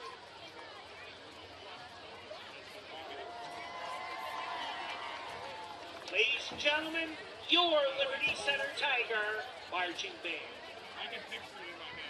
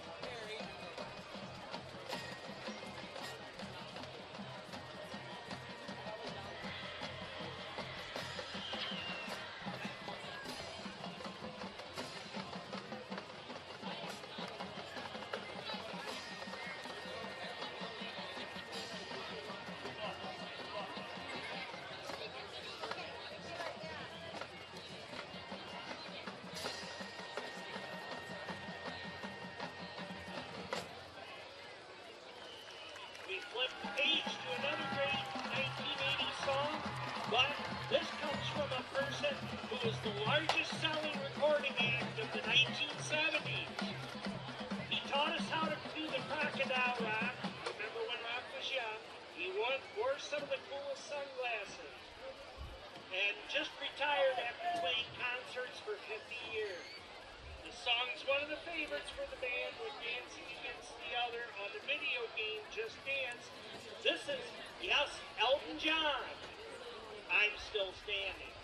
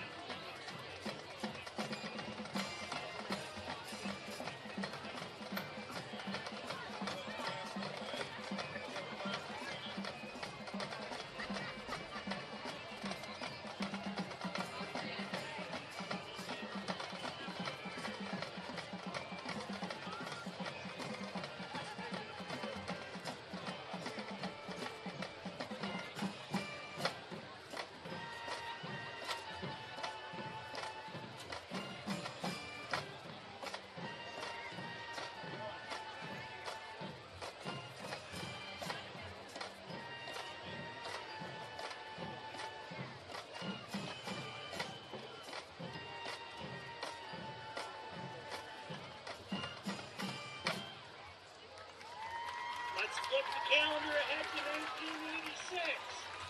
Speaking of sunglasses, do you ever feel like putting them on, rolling down the window, and turning up the music? Well, maybe it's because, like Goose and Maverick did, you feel the need for speed.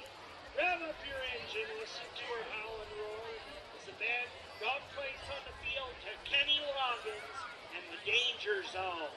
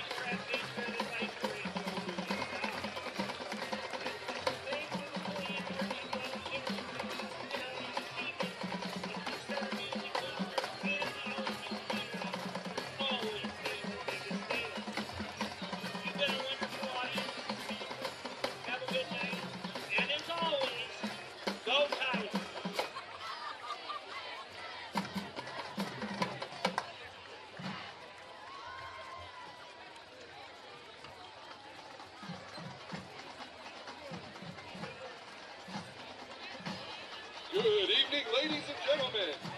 Welcome to tonight's Napoleon Wildcat Marching Band presentation of our first show of the season. We opened the season with a 1983 hit from the punk rock band The Violent Femmes. We invite you to go on like a blister in the sun.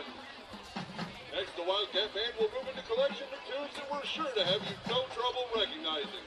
Written, performed, and made famous by the same group, our Beach Boys medley will keep you bopping in no time. Finally, the Wildcat Band will close our show with a tune made popular by Whitney Houston in 1987. This tune won her several awards, and we've decided to showcase it tonight. Enjoy I Wanna Dance with Somebody.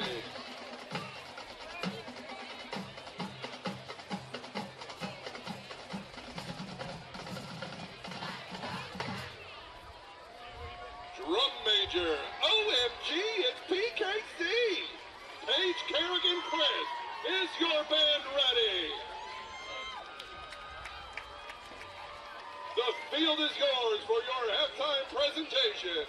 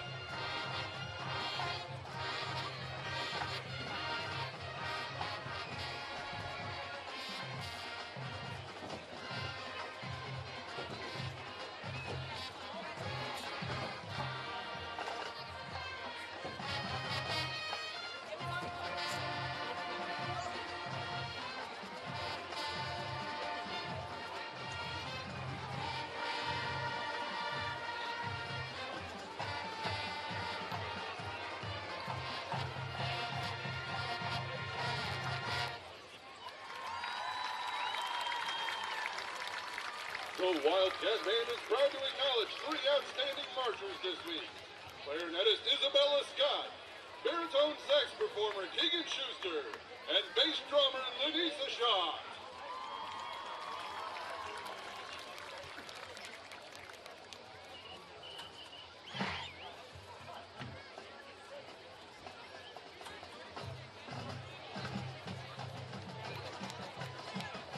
The Napoleon Wildcat Marching Band is under the direction of Mr. Andrew Lessing, with assistance and drumline instruction by Taylor Moyer.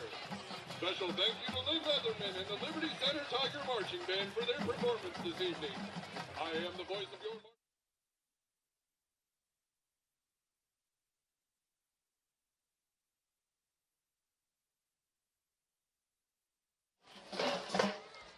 All right, we're back at halftime here from Buckemeyer Stadium. It's the Liberty Center Tigers 35 and the Napoleon Wildcats 0. Guys, not what I expected. Scott, you got some stats, and you can certainly vindicate what the score is, I'm sure. It's a dominating performance by Liberty. I don't know that I expected it either. Good point. But first, let me just say, that was Napoleon's band. Phenomenal. The Violent Femmes, Blister in the Sun. I mean, and they played that on point and then backed it up with Barbara Ann and the Beach Boys. I mean, that is the highlight for Napoleon football right there. That's a phenomenal band. Liberty Center, 35-0. This game was out of control early, out of hand early. Here's some numbers. First, Liberty Center, total yards, Spike. Liberty 245 to Napoleon's 36. Wow. First downs, Liberty Center 15, Napoleon 3. Rushing, Liberty Center 199 yards, Napoleon 9. That's 8.65 yards per carry for our backfield, and that's a lot of kids running the football tonight, not just Trenton and Colton. You're going to start seeing, I think, some 2, 3, 4 deep kids get some reps on the road, tonight at Napoleon. That's impressive. Passing, Landon Amstutz 4 of 7 for 46 yards. And really only threw 2 bad balls. I mean, put the ball on the money. Really good to see him. But 6 of those yards were to himself. Yeah, right. The 12-12. Napoleon, where we thought they'd pick up more yardage with the junior quarterback and Trey Rubenstein, 7 for 13 for 21 yards. They're just, Liberty Center's defense has been suffocating. A couple brief notes here. Liberty Center has just dominated field position tonight. Their special teams have been not just the kicking, but we're talking about the coverage teams. The tackling has been exquisite. We're controlling Trey Rubenstein tonight, something I think everybody thought could be a big-time challenge after last week. Trey Rubenstein has been basically erased from this football game. Trenton Cruz has 7 tackles. These kids that have come from Napoleon to be in the FFA VOAG program are showing up tonight. And I know Mark talked about Landon Bachelman, just even though he's not getting tackles and sacks, he's taking on double and triple teams. He's been phenomenal. Yeah, when you're talking about double and triple teams, it's hard to beat those. And you got a back chip in him maybe too, but he's fighting through that and doing it. And, the other thing, guys, we need to mention, Liberty Center gets the ball. Yeah, I mean, just start the second half. Again, I don't think anybody in this booth expected the game to get out of hand that early, but Liberty Center, where they stumbled and they did not come out looking as crisp and clean last week, Spike. I'm anxious to get your take, but this week, firing on all cylinders. Completely. I mean, it started out on the offense. Then the defense rose to the occasion. 1 first down from the offense for Napoleon in the first half. You mentioned Trent Cruz is leading in tackles. He led in tackles last week with 7. But last week's tackling, I know not an issue this week, of course, but very balanced. We had Trent led with 7. We had 2 guys with 5, 3 guys with 4. 3 more guys had 3 tackles. So this a total team effort, and it's just astounding to see the flow to the ball, the gang tackling, it's just overwhelming. Liberty looks hungry to play. Napoleon looks like they're waiting to get to next week. So it's hoping Napoleon can rally themselves up. It's a proud football tradition here. They're playing in Charles Buckemeyer Stadium here, 25th, the opener of the 25th season in the stadium, and they're 86-44 or something, Spike. They win a lot of games here. Yeah. They've won playoff games here. You know, Torrey Strock had some measured success here, and this Napoleon team needs something good to happen right now. But Liberty Center is going to get a lot of reps for kids and a little bit deeper in the depth chart tonight. You've already seen some really nice running back play by Xander Zeiter, and you're seeing Thomas Moeller. You're seeing some guys, you know, Jackson Bartell's getting reps. You may see Mason Smith at quarterback. Yeah, you might see that, Mark. Good point. So Liberty, these are games that you get snaps and experience for your younger players. So when it's their time as juniors and seniors, they've had 60 or 70 plays. Yes. That is a huge benefit in games that you're in control of. Those young players, there's nothing like experience. Nothing like it. Okay, the Tigers won the toss. They deferred, so they'll receive here for the second half. Logan Cifuentes, special teams player in there, number 62. Number 68, Gavin Podak. Number 22, Caden Sonnenberg. The tank. Number 15, Noah Hammondtree, I think, over there. Yep. All right, here's the kickoff.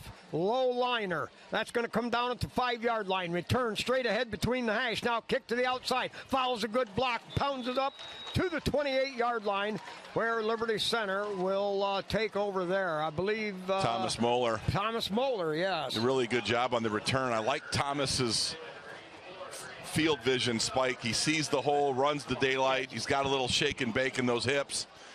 And gets Liberty Center out to the 28-yard line. Good job by Thomas. All right, the Goose in there at right tackle for the Tigers. Amstutz, the quarterback, under center. A wide out to each side. Give to the second back, Colton Cruz. Runs into some off-bending defenders there, and they don't want to give him much. He picks up a couple. Good job by Napoleon's perimeter defenders. Number 8 stringing that play out, Devin Dietrich, and number 5, Jacob Shadle. So good job running the football on play number 1. 10:50 to go here, second 6. Liberty Center going to be very content to be patient. Move this football plot in a kind of plotting fashion to drive against Napoleon, get a score here in this first possession. Motion, they're going to pitch it to the sweep to Chambers. Chambers running room, nose dives ahead, picks up 13 yards, and that's a Tiger first down across the 40-yard line. Watch number 5, Trenton Cruz, on that toss sweep. He just buries the man in front of him to spring Colton for big yardage. Good run, but better block by Trenton Cruz. Yeah, Trenton Cruz has really taken a stand for himself He's this tough. year. He is has tough, really raised You the saw level. it coming last year in the second half of the year. Double wing set, now motion out of the wing, gives straight ahead, ambles his way through, runs into tacklers, pounds forward and picks up 5. You know, Colton Cruz gets a lot of headlines, and deservedly so, but Trenton Cruz runs those traps, some of those inside runs effectively. He is not a big man. He's 6 foot. Maybe he's bigger than I thought. 6 foot 190. That seems a little inflated, but he runs hard. You know, you kind of see Colton Cruz as the bigger back, but man, they both run like they're 6'2", 230. Man, they are pounders. All right, now double wing set, wide out over here to the wide side, single setback, motion out of the wing. They're going to pitch sweep the wing again, cuts it up, now makes another move, spins in the middle, pounds forward, carries 3 more tacklers up or down across the 40-yard line. That'll be a gain of about 14 more, and the Tigers continue to march the I'm going to tell you football. what, Liberty Center, Trenton Cruz just pounding away at Trey Rubenstein. Both guys talking, little rivalry there, Napoleon Liberty. You know, number 70, Seth Navarre, getting downfield. He's getting after it. Stephen Brogan, another good block. I'm telling you, Liberty Center is just physically manhandling Napoleon right now. All right, double wing set again. They're going to go in motion again. Shift straight ahead. Running room there. I believe that's Rentz, and Rentz pounds down inside the 30-yard line. Gain of 9 on the play. Little inside trap, big time block by Seth Navarre. He has had an A-plus game on both sides of the ball, Spike. He just pounded his defensive lineman to give Waylon Rentz the extra room. Describe the trap block. Well, and how basically, that works on that play there. The right guard comes back and goes to the opposite hole as the front side play guard goes down and blocks the linebacker. It's a kick-out block. They call it a trap block. That defensive lineman does not see it coming. All right, they're going to give it again to Chambers on another wing reverse. Kicks off a tackle. Cuts back inside. Oh, man, great cuts. Cut. That's going to be a touchdown. The 5. Colton Chambers into the end zone, 29 yards away, and I'm telling you, it's another Tiger touchdown. This isn't just a kick, and this is an avalanche. Man, oh man, Colton Chambers. You know, he gets in the hole, Spike, and just stays in the hole, and all of a sudden, he puts that left foot in the ground and makes 2 cuts, leaves 2 Napoleon defenders just tackling air, and then has a burst to finish, man. Yeah. Colton Chambers with a fantastic run. Awesome job by our offensive line. Once again, good snap. Another, oh no, blocked. Well, Blocked you know. Back at the 10, somebody came up the middle. Well, I think it was inside on the left side of our offensive line. The film will show the culprit. You know, in a near perfect game, you know, the coaches will find that one boo-boo. Yeah. They're going to find that one. 41-0. Yeah, 41-0, and Liberty Center is just came out and did exactly what they wanted to do. Outside of that first play where Napoleon strung it out, made a nice tackle on the perimeter. Man, oh man, you're seeing some great blocking. Running backs doing some great blocking. Complete dominance in the run game by Liberty Center. Wow.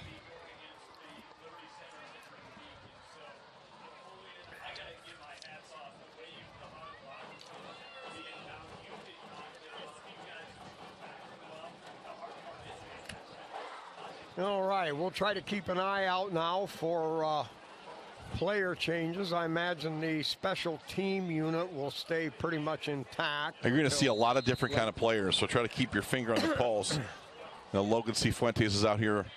Noah Hammontree is out here, number 57, a player that I'm watching, really like Deegan Swigert. Number 21, Teddy Wembrick. I mean, there's going to be some players out here. Number 23, Kyler Kern. Yep, here's the kickoff. That's going to go down to the 5-yard line. Return straight up the middle. Splits the seam. Cuts to the outside. Beats a man there. Running room down the sideline. He could be gone. He's going to be gone for a touchdown. The 30, and they're not going to catch up with him. It's a 95-yard kickoff. Return for a touchdown. Napoleon on the board. Man, oh man. You finally got a chance to see Trey Rubenstein do his thing. You know, we lost containment here on the outside. There's a flag on the 50. I'm hoping it's a block in the back, but we'll see. But that was an impressive run by Trey Rubenstein. Napoleon has been desperate to get the ball in his hands all night, and they finally did it. Big-time play, but we're going to see what this penalty looks like. Sideline warning, so that will stand for a touchdown. Napoleon needed something good to happen, and Liberty started subbing some guys and giving them an opportunity, and that's the first place you start is special teams.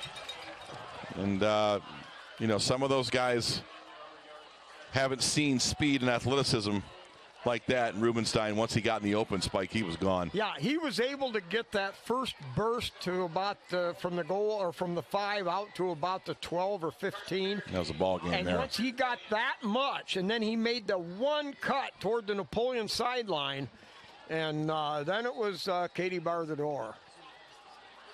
You got to work really hard as that guy on the outside to keep that containment.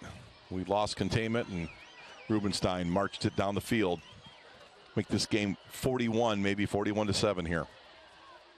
Play on the way, kick a line Ball drive, is missed. hits the upright and no good. Liberty Center playing phenomenal special teams. Oh, a little extracurricular activity here.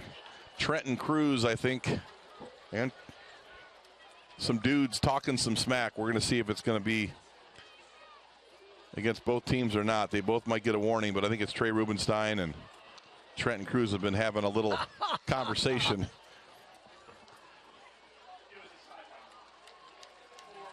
It's going to go against Rubenstein. Oh, I see. So that's going to go against Napoleon, not Liberty. So maybe a psychological warfare there spiked by Trenton. He's been getting after Rubenstein all game. You know, as my partner for 25 years up here in the booth, Jim Leatherman, you know, if that was Jim and he would have saw that play and that particular incident there, he would have said, I'm not sure that he's inviting him to church this Sunday. Well, that was not. That was a Jim Leatherman classic. Well, he had a lot of classics for all those years. You two were a great team, and Jim, I think Jim would have been right. That was not an invitation to give to tithe at his church. Right. My goodness. Hey, Trenton Cruz has been given these Napoleon offensive players fits all night long, and then he just baits Rubenstein into a penalty. That's fantastic. That is fantastic. Woo! Yeah, it's a big penalty, and again, Spike, I mean, how many times are we going to say it the last 2 weeks, the special teams and field position battle, Liberty has dominated it. That is such big-time complimentary football when you can get the ball on the 35, 40, 45-yard line. Liberty's been there all night long. Inside Napoleon's 50. Name your score here if Napoleon can't batten down the hatches on defense. 41-6, running clock at 4:59. Yeah, clock moving right along. Here's the kick. High floater.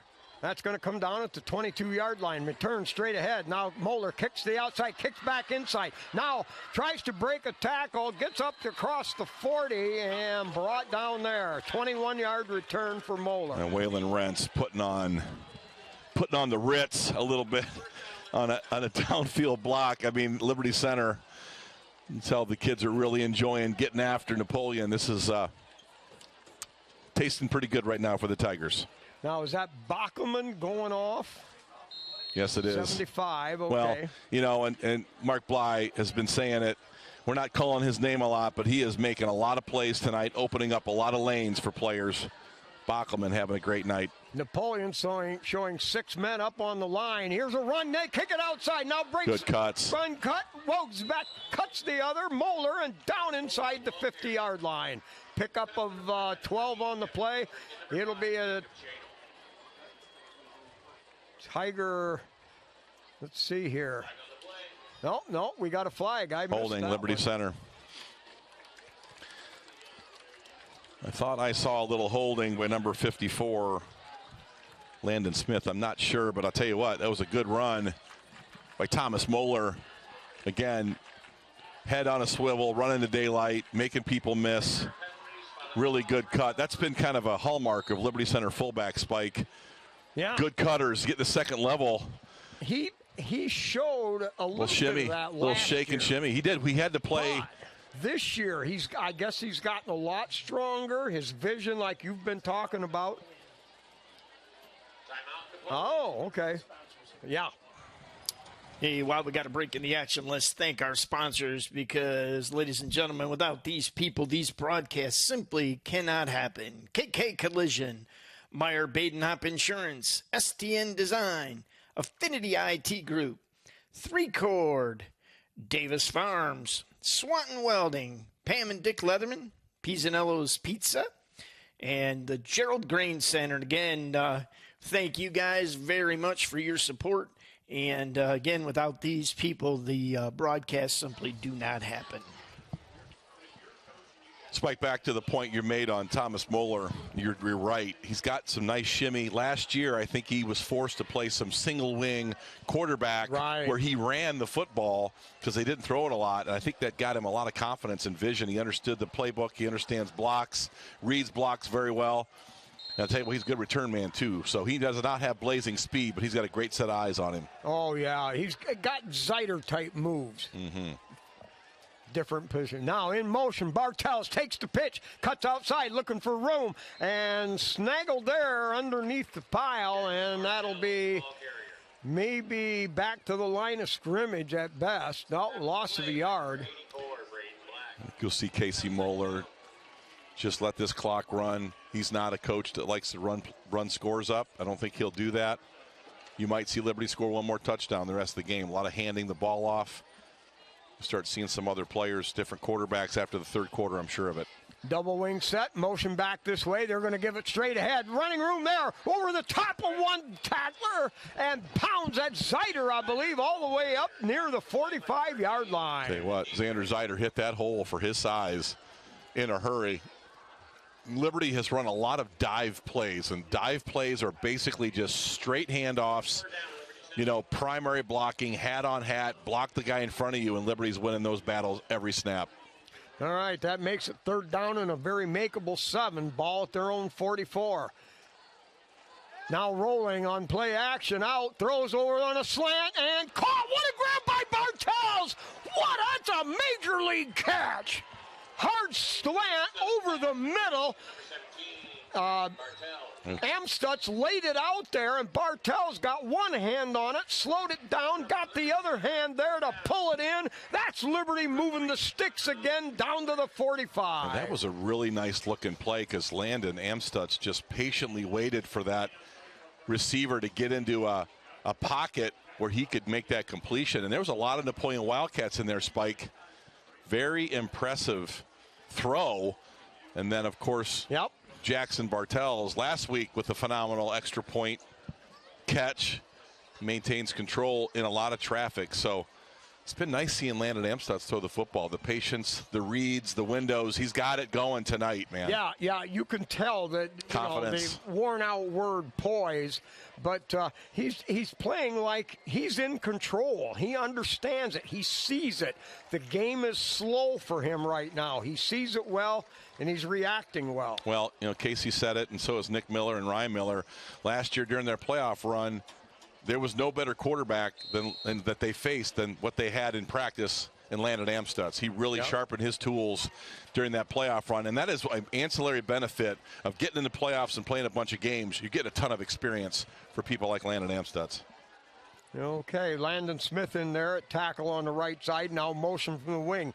Give to the second back, Moeller. Now kicks outside, takes on a tackler. He didn't bother bellying that thing out. He decided to run into creation. Bang up, bow. Well, I liked what I saw there by number 64, Noah Jensen. Noah Jensen gets up in there, Spike, and he's looking for someone to hit. First guy on the inside after the line of scrimmage, and there was no one there to hit. The primary surge cleaned up Napoleon effectively. With 1:15 to go, Liberty just content just to keep pounding the football and moving the chains. Yep, 41-6. Liberty with the ball at the Napoleon 39. Amstutz under center. Give to the first back again. Straight ahead running, Moeller. And he'll drive his way down to the 32-yard line, gain of 7 more. Another straight dive, just a handoff into the middle of the line of scrimmage and just go. Liberty's backs have been very effective just hitting that hole in just lightning speed and getting into those gaps and getting down the field. And Thomas finishing a run, dragging some Napoleon defenders. Yeah, the offensive production here, it's just been terrific. Just the execution and the precision. All right, give to the first back. A lot of running room there. Zeider pounds his way in. Another big hole off that left side.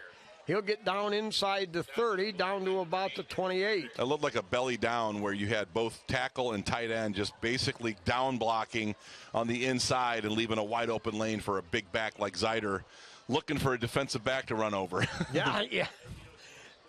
That's going to do it. The third quarter will run out with Liberty on the drive, 41-6. My sense of it is you'll see them score a touchdown here, and this will be the last touchdown you might see Liberty score. Hey, while we got a break in the action, let's thank our sponsors because, ladies and gentlemen, without these people, these broadcasts simply cannot happen. KK Collision, Meyer Badenhop Insurance, STN Design, Affinity IT Group, 3Chord, Davis Farms, Swanton Welding, Pam and Dick Leatherman, Pisanello's Pizza, and the Gerald Grain Center. And again, thank you guys very much for your support. And again, without these people, the broadcasts simply do not happen. Hey, a couple scores here. Bellevue leads Wauseon 14-3 at half. That's added on to a bunch of other NWAL scores. We'll try to keep you updated as the night goes on. All right, Grandma Jean Kern. Everybody, how do you like the way this is developing? All right, so Amstutz under center, ball at the 28. Give first back, pound straight ahead and inside down to about the 23-yard line. Tyler Roars on a run, but what caught my eye was number 71, Clayton Seal, just taking his guy and salami slamming him on the ground. Liberty's offensive line has just dominated Napoleon at every snap tonight. I think Napoleon's won about 2 snaps and Liberty's won 50. All right, Tigers send, let's see. Grady Miller checking in at quarterback here. Caden Sonnenberg spread wide to the right. They're going to run a pitch sweep, cut back up inside into the action, down to the 20-yard line. Teddy Wembrick. Wyrembeck. Yeah, good Lord. Ball carrier last year at the freshman level. He's a tough runner.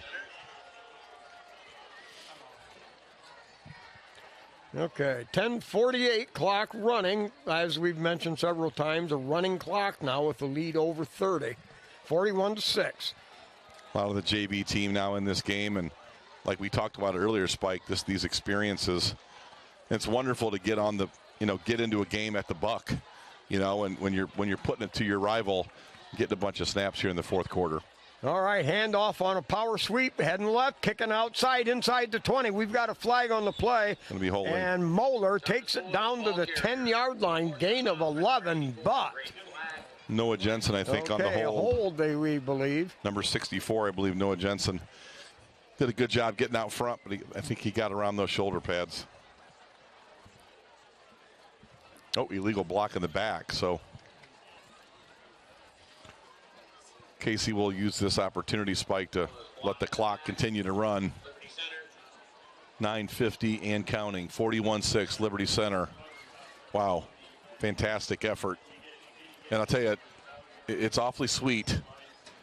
You come into Napoleon, they've got 16 restaurants and dealerships and population everywhere, nice facilities, and, we got Pizzanello's. Yeah. We've got a funeral parlor. And we got Dave. Dave Perry.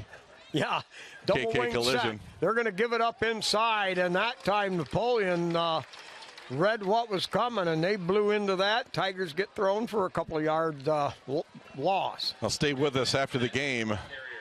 The KK collision post game with Player of the Game awards and a special award tonight given by Spike Whitman, a unit of the game. He'll have a difficult time picking that because every unit has been A+ fantastic tonight, Spike. Oh, absolutely. All right, wing left set. Backs off set to the right. Give to the second back. Cutting it outside. Following a block. Breaks one inside and bounds his way down to the 25-yard line. Wyrembeck, yep. Okay, Wyrembeck picks up about 9 on the play. And third down now, and Liberty Center needs 14 yards for a 1st and 10. They've got to get the ball down to the 7. At this point, I'm not sure that Casey Moeller and that staff really cares about a first down. They want that clock to keep melting away. Right. Number 31, Ty Jackson in the backfield. All right, pitch sweep. They're going to go hard. Cuts it back up inside behind the block. Down inside the 20 to about the 18-yard line. Pickup of about 5 on the play. 4th down and 9. Tyler Rohr is now on the carry. Are we going to kick a field goal here or not? Yes, they are going to kick a field goal. Yeah, you might as well get that unit into the game. Well, and just get more work. I mean, this turned into kind of a glorified scrimmage. A lot of kids getting reps. And here's Rosebrock. His attempt will be 27, a 37-yarder. Good snap, good hold, kick on the way. No, blocked. Blocked by Napoleon. That's the second block we've had. First block on an extra point and then on a field goal. Casey will not be happy with that. And I think Paul Amstutz is your special teams coach, and I think that there'll be a little film review on interior blocking. That would be the one thing that Liberty has not done.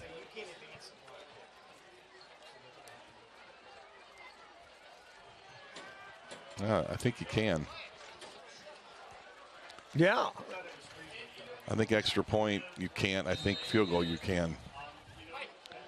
7:19 left in this one. 41-6 Liberty Center. Completely dominant from the opening whistle here. All right, the Wildcats come out. Ball on their own 40-yard line, 7 minutes with that running clock. Motion this way to make it trip receivers this way. He'll roll this way. Throws to the underneath man, caught at the 40. Looks to make a cut. Now tries to go backwards. This is the trouble here. Gets a little bit of room and running around the other sideline. Pursued by Liberty Center down around the 30, and they're going to finally shove him out of bounds.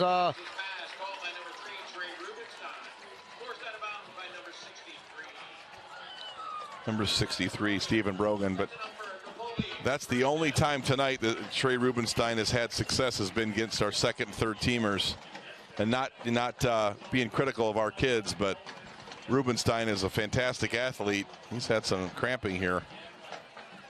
At 41-6, the cramps begin to invade the Cavs. Okay. 6 minutes left. Napoleon, ball at the Tiger 32. Napoleon has to call a timeout. And, well, Rubenstein came out of the game, and they didn't do a good job of subbing a personnel in for him. And 41-6. Tyler Swery wants to get this thing over and keep his troops healthy. Napoleon's got a big opportunity. NLL has 2 divisions in it, a small school division, and I think Napoleon feels very comfortable feeling like they can be competitive in that small division of the NLL, Spike. So yeah, Bowling Green, I assume, is in that smaller. Maumee is in that. Hey, guys, here's an interesting thing. We just had somebody, Travis Schultz, go back on that field goal. Napoleon had 12 kids on the field. Really? Yeah. Oh, my. Somebody's actually watching us. Wow. Well, that's, that was the key to that success, is Napoleon having one more guy than we had. I predicted we'd score 44 points tonight, and that 12-man on the field just cost me. Travis, thanks, I guess, but oh my. Well, he didn't put him on there. No, he didn't put him out there. Yeah. Napoleon comes out of a timeout, and they still can't get the substitution right. So the center wasn't in the game. All right, motion this way. They're going to hand to the motion man. Makes a great cut. Breaks one tackle. Still going on another tackle. Grabbed there and hog-tied down by number 15, Hammondtree, I believe.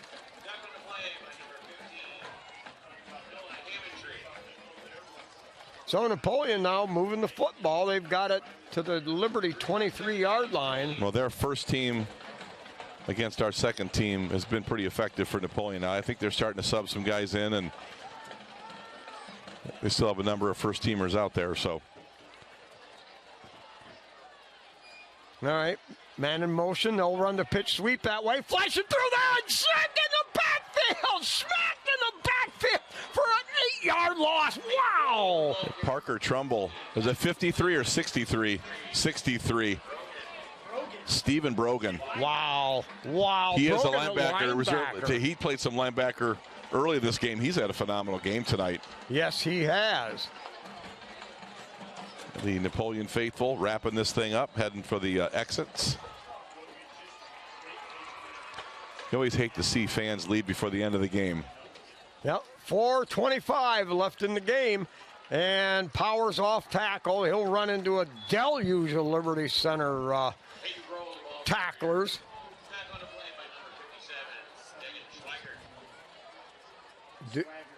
Yeah, one of your favorites, Swigert. You might see some freshmen hit the floor tonight. Maybe not, but maybe. 3:57 left here in the fourth.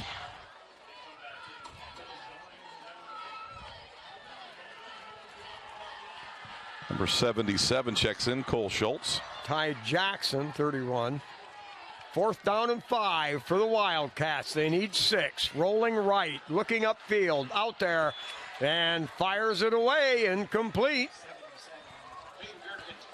All right, that'd be on the pressure. Cole Schultz, number 77. Hayden Gherkin, pointing quarterback. He had a really nice play on that fake punt against Max Walker to turn Liberty over. Liberty's got a 67, but I don't see him listed on the program. All right. Yeah.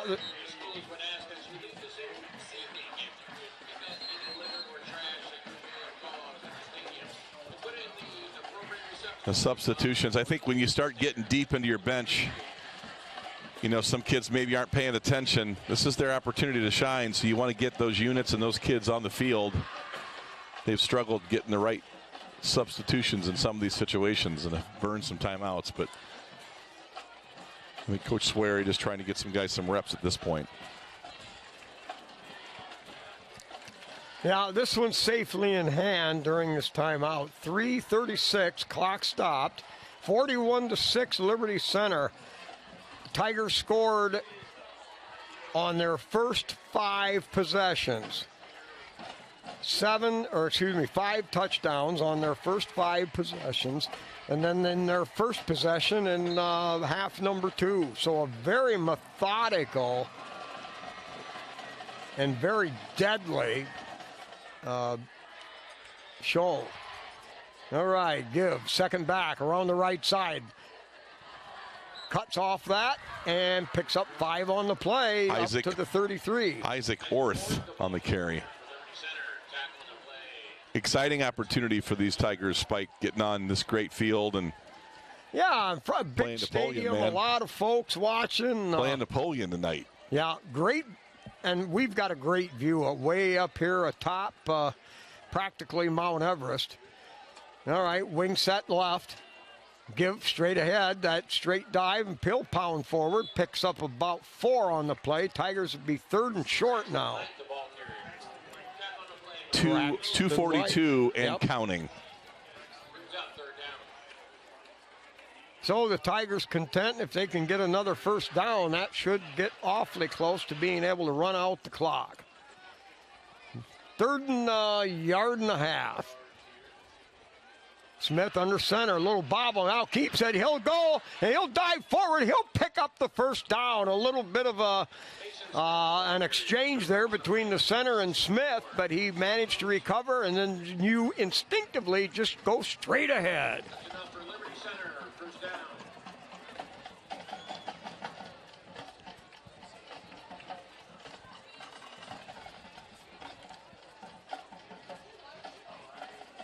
All right, clock now under 2 minutes. Tigers have a first down at their own 40.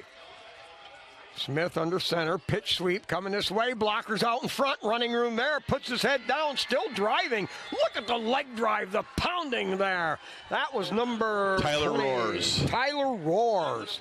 Very impressive run. He runs hard, man.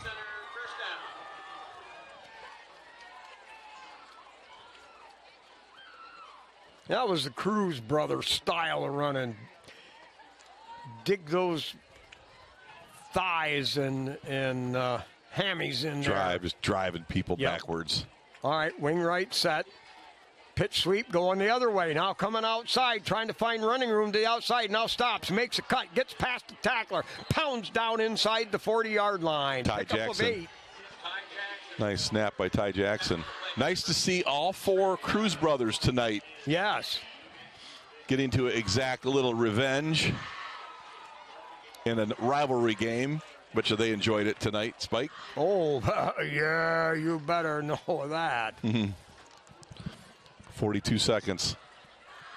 Maybe 2 snaps left, maybe not. All right, wing right set. Under center, Smith. Smith gives off the left. Running room there. Cuts to the outside. Now down to the 20. Still on his feet. Still going at the 10, the 5. It's another Liberty Center Tiger touchdown. Second unit, third unit, it don't matter. That's running ability. That's blocking talent. And it transversed its way into a 40-yard touchdown gallop. Wham, bam.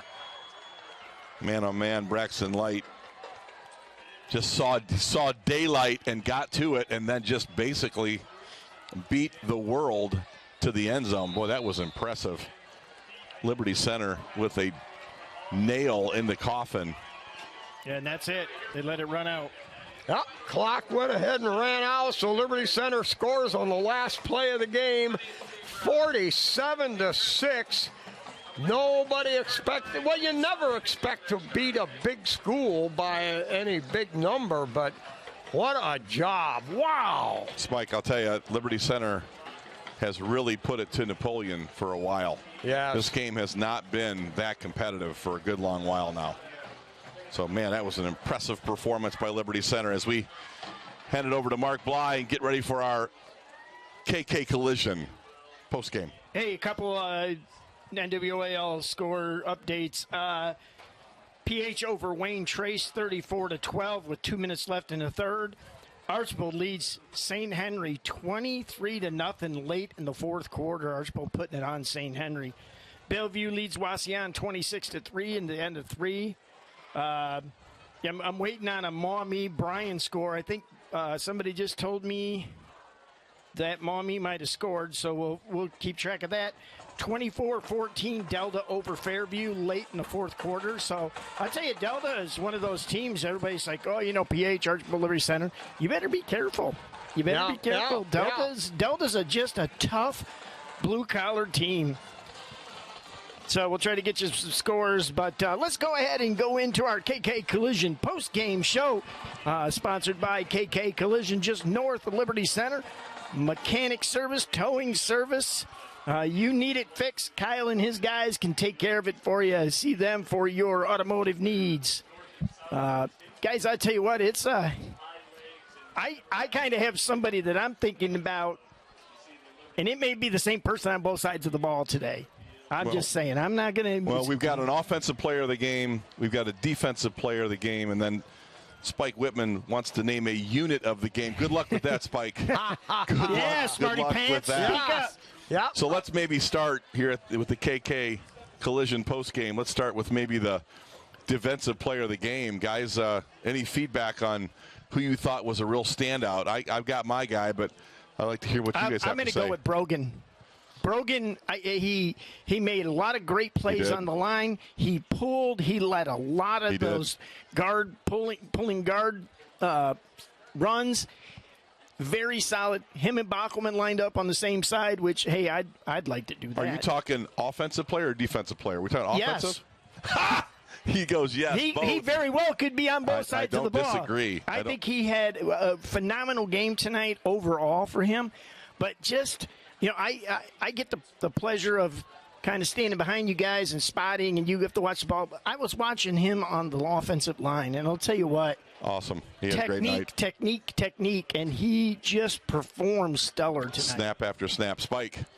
I was thinking him. I had a couple choices here, and I was kind of bending back and forth. But I do like that captain. I think I heard Brogan's name called so many times. And and when you've got solid play from every offensive position to begin with, Brogan stood out, and he was making plays. Did you just jump on my campaign train? Oh, boy, I did. I hope you're running for election for county treasurer. No, thank you. Now, wait. Now, I want to be clear because I kind of like where Mark's going with this because I love Stephen Brogan. I loved him last week. I love him this week.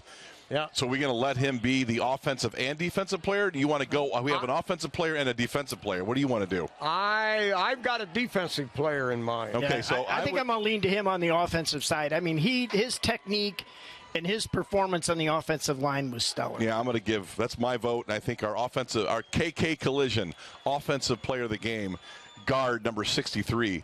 Stephen Brogan. Whose job is it to write him down this week?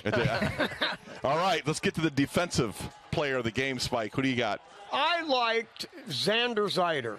I love his he jumps around, plays different spots, his pursuit, his quickness. He's a guy, he's got 2 big tackles on the outside, or how they flip him around, but his lateral moves, he looked good on offense. He was tough on defense, made a lot of stops. I would lean to him again in a star-studded lineup. Yeah, I agree. He had a great night tonight. He had a really good night last week, and I think Mark nailed it. I mean, when Landon Bachman's taken 2-3 guys out, Xander Zeider's made hay. But my defensive player of the game, it was Trenton Cruz. He piled up double-digit tackles. He makes it hurt. I mean, not only does he tackle you, but he gives you a little business in the postgame, and he really gets after people. And I think he really enjoyed tonight. He was very physical at the point of attack. My vote would go to Trenton. Mark? Yeah, I think, this is tough because I'll tell you what, those 3 down linemen, the platoon of those 3 down linemen, you said it, Scott, they engage, they make the play, and guess what? Our linebackers come in and make the tackles. But I think Trenton did a great job of reading those keys. He did. He was in the backfield a lot. So, I'm going to go with Trenton Cruz on myself also. And I won't change my vote, but I like Xander Zeider as an honorable mention. He's been great. But Trenton Cruz led in tackles last week. I imagine he led in tackles again tonight. I'll go along with it. So our KK collision, defensive player of the game, Trenton Cruz, number 5, outstanding. So a new feature this week. Spike Whitman has been lobbying to do a unit of the game, and good luck with that, big boy. So now, now this is going to be sponsored by Dan and Rita Bear, who they said you get a unit of the game. They really like that unit concept, and will buy the pizzas for the entire. I hope they got a pizza budget. Yeah. All right. You're about ready to blow it out, Spike. Two things impressed me tonight, and that was the line of scrimmage. I mean, everybody played well. It was a total team effort. The entire defense, the offensive line, the backs ran to daylight. They cut well. Everything was good. The quarterback play was outstanding. We had a great defensive back game. Grady Miller was tough. But the thing that really stood out to me was the defensive line. Napoleon had 1 first down through the first half when it was, first team against first team. Liberty shut them down. They were never a threat to even get to midfield. And it gave Liberty center field position. These guys, to me, the offensive line was awesome. But the defensive line, to me, tonight, my vote would be, I think that they deserve the unit of the game. All 9 of them. Well, no, we'll stick with the defensive line. We will. We had Spangler in there, and we had Goose in there, so we might flip this out. So, did we let Bachelman and Navarre just kind of invite people? Because they won't invite anybody; they'll just get all the pizzas themselves. Hey, I want Spike to pick it, but Mark, you have a unit of the game, because I've got something I want to say about it. I thought really played their tails off tonight. I think when you can contain a Trey Rubenstein. Okay, there's something in the defensive backfield structure that worked. And they didn't get their name called a lot, and that's really good because when you've got a Trey Rubenstein, which is probably one of the premier athletes in Henry County right now, and you don't mention his name in a catch or whatever, the defensive backs, I think, was one of the biggest things that immediately stifled the Wildcats. I agree, and I'll let Spike choose this. This is his puppy tonight, but have you ever seen an improvement so dramatic from week 1 to week 2 with our defensive backfield? I don't know that I can in my career. Right. And I've been around a long time. That jump from week 1 where we were giving up week 1 first half. Well, first and even it got corrected, but even in the preseason, Defiance and Lipsick just really had their way with our defensive backfield. But it stopped at halftime at Tenora. And tonight, they were up against a better quarterback, a top line offensive player in Rubenstein, and some nice compliments. And our defensive backfield shut him down. The defensive backfield would be my choice, but this is Spike's puppy tonight. But our defensive backfield was phenomenal. Spike's buying pizza for everybody. I'm caught, all you listeners. 68 buffets. I'm in here with 2 alpha males, and I try to make my point, and you know who's going to lose. You're a victim. No, you're the man. Digger's here. Digger ain't saying Shut nothing. up, Digger. Shut up. Oh, you don't count. Spike, who's your choice tonight? I think It's you, Spike. The defensive line was solid the whole game, but sometimes you look for big plays, impact plays, and I will droop along, change my vote, but go with the defensive backfield tonight. Unit of the game. So the KK Collision unit of the game goes to Liberty Center's defensive backfield. And give an honorable mention, if I may, to Casey Moeller, to Chris Riggy, to Ryan Miller, and ultimately your defensive coordinator, Matt Ryan. Those game plans, the last 6 quarters, have been fantastic. All right, so I want to mention this. If anybody else is ever interested in helping sponsor pizzas for the defensive unit, get with us. We'll see what we can work out. Because Spike's getting buffets for everybody. Right. Hey, all right, so we'll just go back, and the offensive player of the game here from Buckmeyer Field is Stephen Brogan. The defensive player is Trent Cruz, and the unit of the game is the defensive backfield and the adjustments they've made. So, all right, everybody. Thank you, Dan and Rita Bear, for sponsoring that. Yeah, you don't know what you just got yourself into. So, guys, great game. I think, great summary. I think Liberty just simply did what they wanted to do and did it in Liberty Center fashion. Smash mouth, ball control. Spike, you said it. 5 possessions, 5 touchdowns. They just rolled over the Wildcats. So, all right, we're going to let Spike get us out of here. This is the end of the KK Collision post-game show. We appreciate Kyle Kern and his group up there just north of 109 Liberty Center.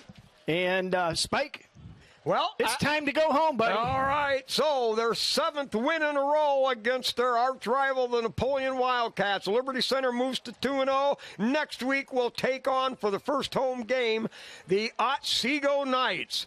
So that should be a good one. Otsego, a talented bunch. But losing to Tenora.